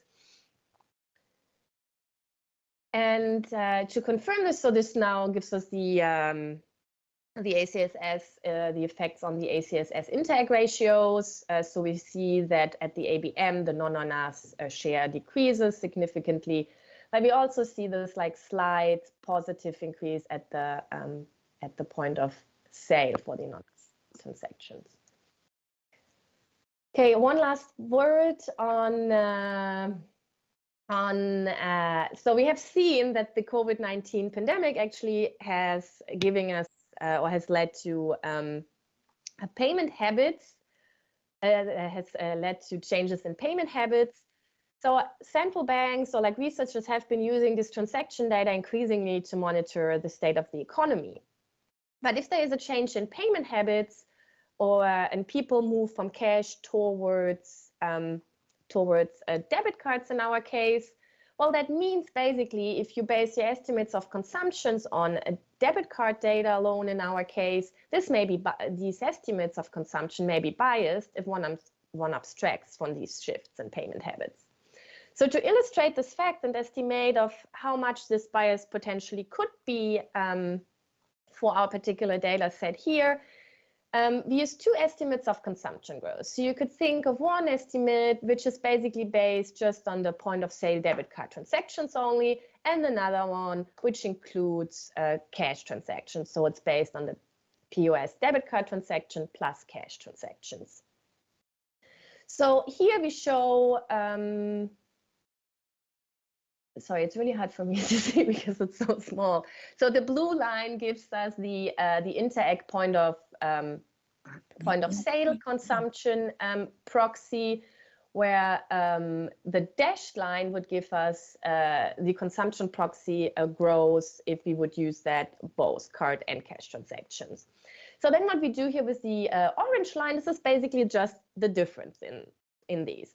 So what you see that throughout the course of the pandemic, so this year in early 2020, we see that the pandemic hits, and we see a drop in this difference. Also, it's nice to see that early on in the pandemic, before the pandemic, actually there was kind of on average a -1 percentage points bias, probably reflecting this constant trend of shift from cash towards card payments. And then with this massive shift, this drop in this massive shift in payments habitude following the pandemic, the bias actually increased to up to 7 percentage points, which means that if you were to estimate consumption growth based on debit card transactions only, ignoring the shift in payments habits, you would have you would overstate consumption by up to 7 percentage points. Okay, let me conclude. So we show that consumer behavior adjusted in response to the pandemic by less frequent trips for cash withdrawals and point of sale purchases reflected in higher transaction amounts. We show a decline in the cash card ratio, which may suggest a reduced use of cash for point of sale transactions. Also, consumer made more withdrawals from ATM that are linked to their financial institution. And also, it seems that shifts in payment habits matter for economic monitoring. We have estimates of consumption growth based on card data alone. We show that they are biased during the pandemic. With Interact debit card transaction, might actually have overstated consumption growth by up to 7 percentage points. Okay, thank you very much. Thanks, Tatiana. I guess high frequency data is very good for real-time policy. Before I transfer the floor back to Helsinki, I want to remind you that all the papers are on the Bank of Finland website, so you can interact with the authors later on directly. Thank you all presenters, and I want to thank the audience. And I'm transferring the floor back to Helsinki.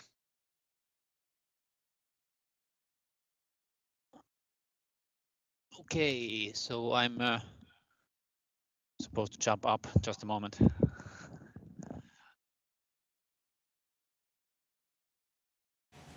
Okay, very good. So I thought actually, I mean, we could see if there are questions from the audience, because we have now time for that informal interactive session, and that could also translate into questions from the audience on these presentations that we had. And so I could basically hand it over to Os back if you want to chair the questions. At least I would have one from my side, but I will need to jump back to my computer to type on that. But others also, please raise your hand or put your comment in the chat if you have any questions on the 4 or 5 presentations we saw.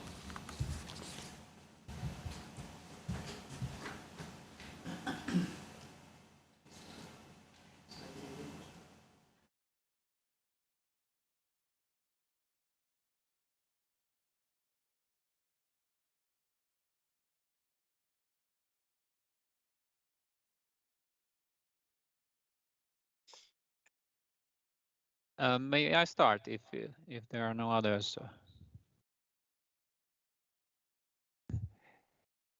I don't see any questions. You see better. Matti, you should take control. That's good.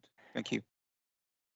Yeah, I thought I'd just raise a question or observation. I mean, I found it interesting to listen to these presentations from different countries on the COVID observations.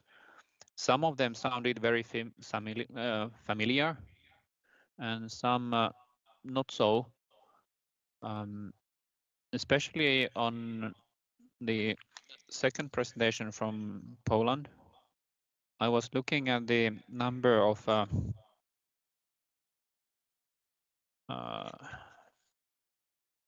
responses, especially now for Finland, on how many people were assuming they would switch back to paying with cash after the pandemic has faded away. And we made a study earlier in the Bank of Finland as well. Actually, the Governor Rehn was using some results of that in his opening speech. There we had one question about whether the people have decreased the number of or usage of cash during COVID. And I just rechecked the results, saying that about 49% in our survey said they had reduced. And about 82% of these people said that they would assume that it's somewhat permanent to decrease. And I just reflected this to the figure you had in your chart, which was somewhere in the ballpark of 30–40% across the countries. But we also saw a space study published by ECB, where I understand that there was rather similar result. So have you compared these different results, and how would you explain the really big difference in magnitude? Thank you for your question. Well, first, there are differences in methodology. Probably we have a sample of internet users. That means that we can assume that the initial level of cash payments was a bit lower than for a full national sample of all users. Of course, maybe the internet users are the majority of all European countries now, of course, but the most excluded one was not taken in the study. So, and if the use of cash is lower in such countries like Finland in general, so I think that in general survey for representative all customers, the switch may be a bit stronger than for internet users, for example, because some people we can observe it as for example, Sweden, for example, or Norway, the switch is not so strong because for many customers they have already 100% payment in cashless, so they have no space to increase it towards from cash to cashless.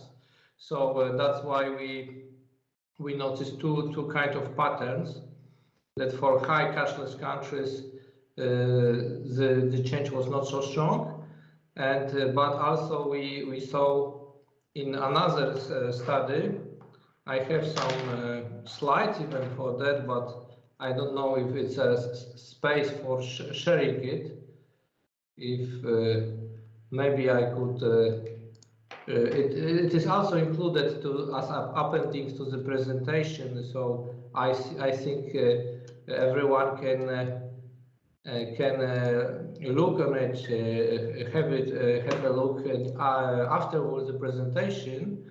But if you in a version of paper, we compare the initial level of cash usage. This here, it was 0 use of cash and 100% use of cash. So you can see that generally the people that are heavy cash users, they are less inclined to change behavior. This is a probability of change toward cashless payment. So in fact, if we we also analyze it in two dimensions, like change to more cashless and change to more cash, or no change. So generally, it's a separate study, but generally we see that there is a growing divergence between heavy cash users that are usually stay with their habits, are not very keen to change it, and let's say heavy cashless users that are even increasing the use of cashless payments. They totally give up with payment with cash, or exchange card for more innovative payment instruments. So of course this is it's different. Differs in countries. For example, in Norway, the only cash users were possible to have high probability to change the pattern. But as you ask me about Finland, so of course we compare the studies not in this for this conference. Here we have 41% of respondents that declare they pay more in cashless in Finland, and very few that start pay more in cash. We compare it for few countries.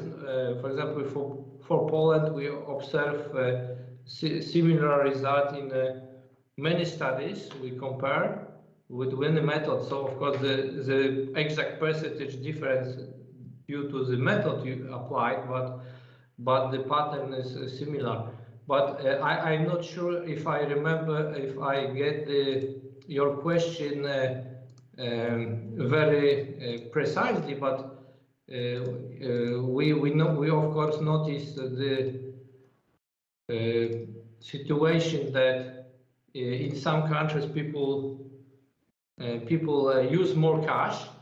Like in Germany, it was in 60% of declaration, or in Italy 11%, and they even in Poland we have this pattern smaller, but generally it is connected with sometimes it's connected with increased money demand at the beginning of COVID, when people withdraw higher value of cash and then they spend it during the pandemic. But of course, it's a hypothesis that we can dig in other studies. Did I answer correctly to your question, Matti? Yeah, thanks. I think it's interesting. I mean, it's most likely because of different question or different sample group, like you first said. I can send you the links of the two studies I was referring to, so we can then, maybe you can benefit if you want to check those. We can bilaterally continue this. Of course, we can maybe include it as it's a working paper, so we can still develop it. How to develop it with your data as well. Thank you.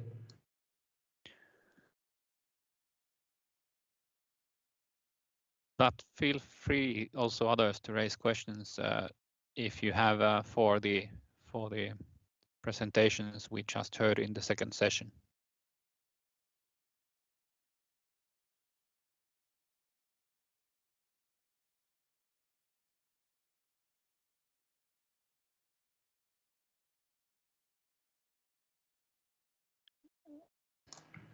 I have question. Is there no other questions? I have question to Carlos about the mobile payment wallet, because the analysis shows that there are sub-networks of the receivers. Hello, nice to meet you. For receivers of mobile payments or this mobile wallet payment.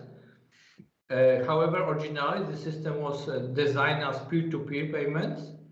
So I was wondering, is that means that there are natural development of the system, okay, but is it legal to use the private like personal transfers to business transfers, or is it legal? Is some special, I don't know, version of the system, or do you need license to accept it, or what about money laundering and so on? Very interesting point. Thank you for the question. It is legal because I mean, in the, let's call it like in the guidelines of the mobile wallet, there is nothing that forces you to be not to receive payments from another persons, even if you're a small business, which is the case that happened with Movi. Further, what Movi did, as I said, when they found out this type of patterns of people receiving payments, they approached them and they started offering, developing, and therefore offering some new type of mobile wallet for them to use them in a more, let's call it, efficient way. So it is legal. It was not expected by them, but I think it's like it's a natural evolution of a payment system in which you are able to receive payments not only from other persons by developing let's say like an individual transaction, but also like a businessman. The thing is that we don't expect a big store like, let's say, Walmart or something like that receiving payments with this kind of wallet. That would be very strange to find.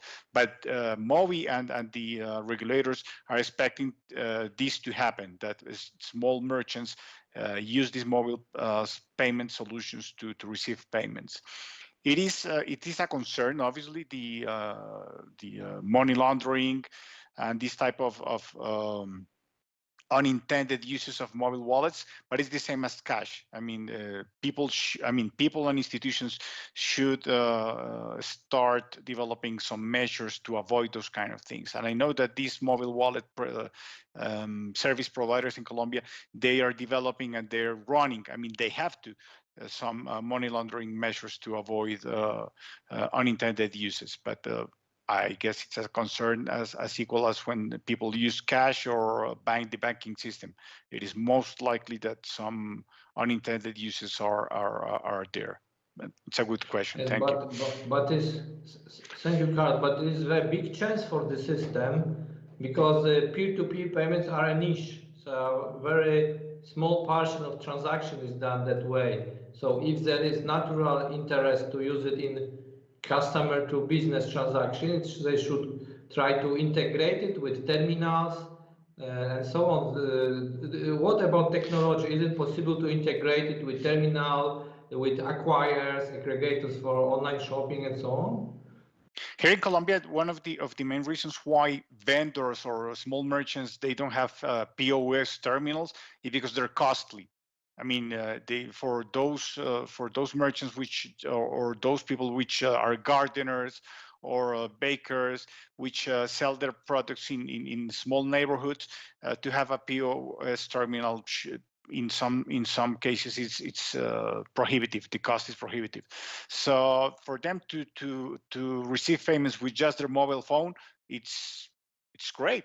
So that's why one of the conclusions that you will find in the paper is that the results that we had in what you're highlighting right now is the difficulties that small vendors face to accept other payment instruments different from cash, and the main difficulty is the cost. So this is what you're raising is precisely one of the conclusions or the suggestions that we give in the article, which is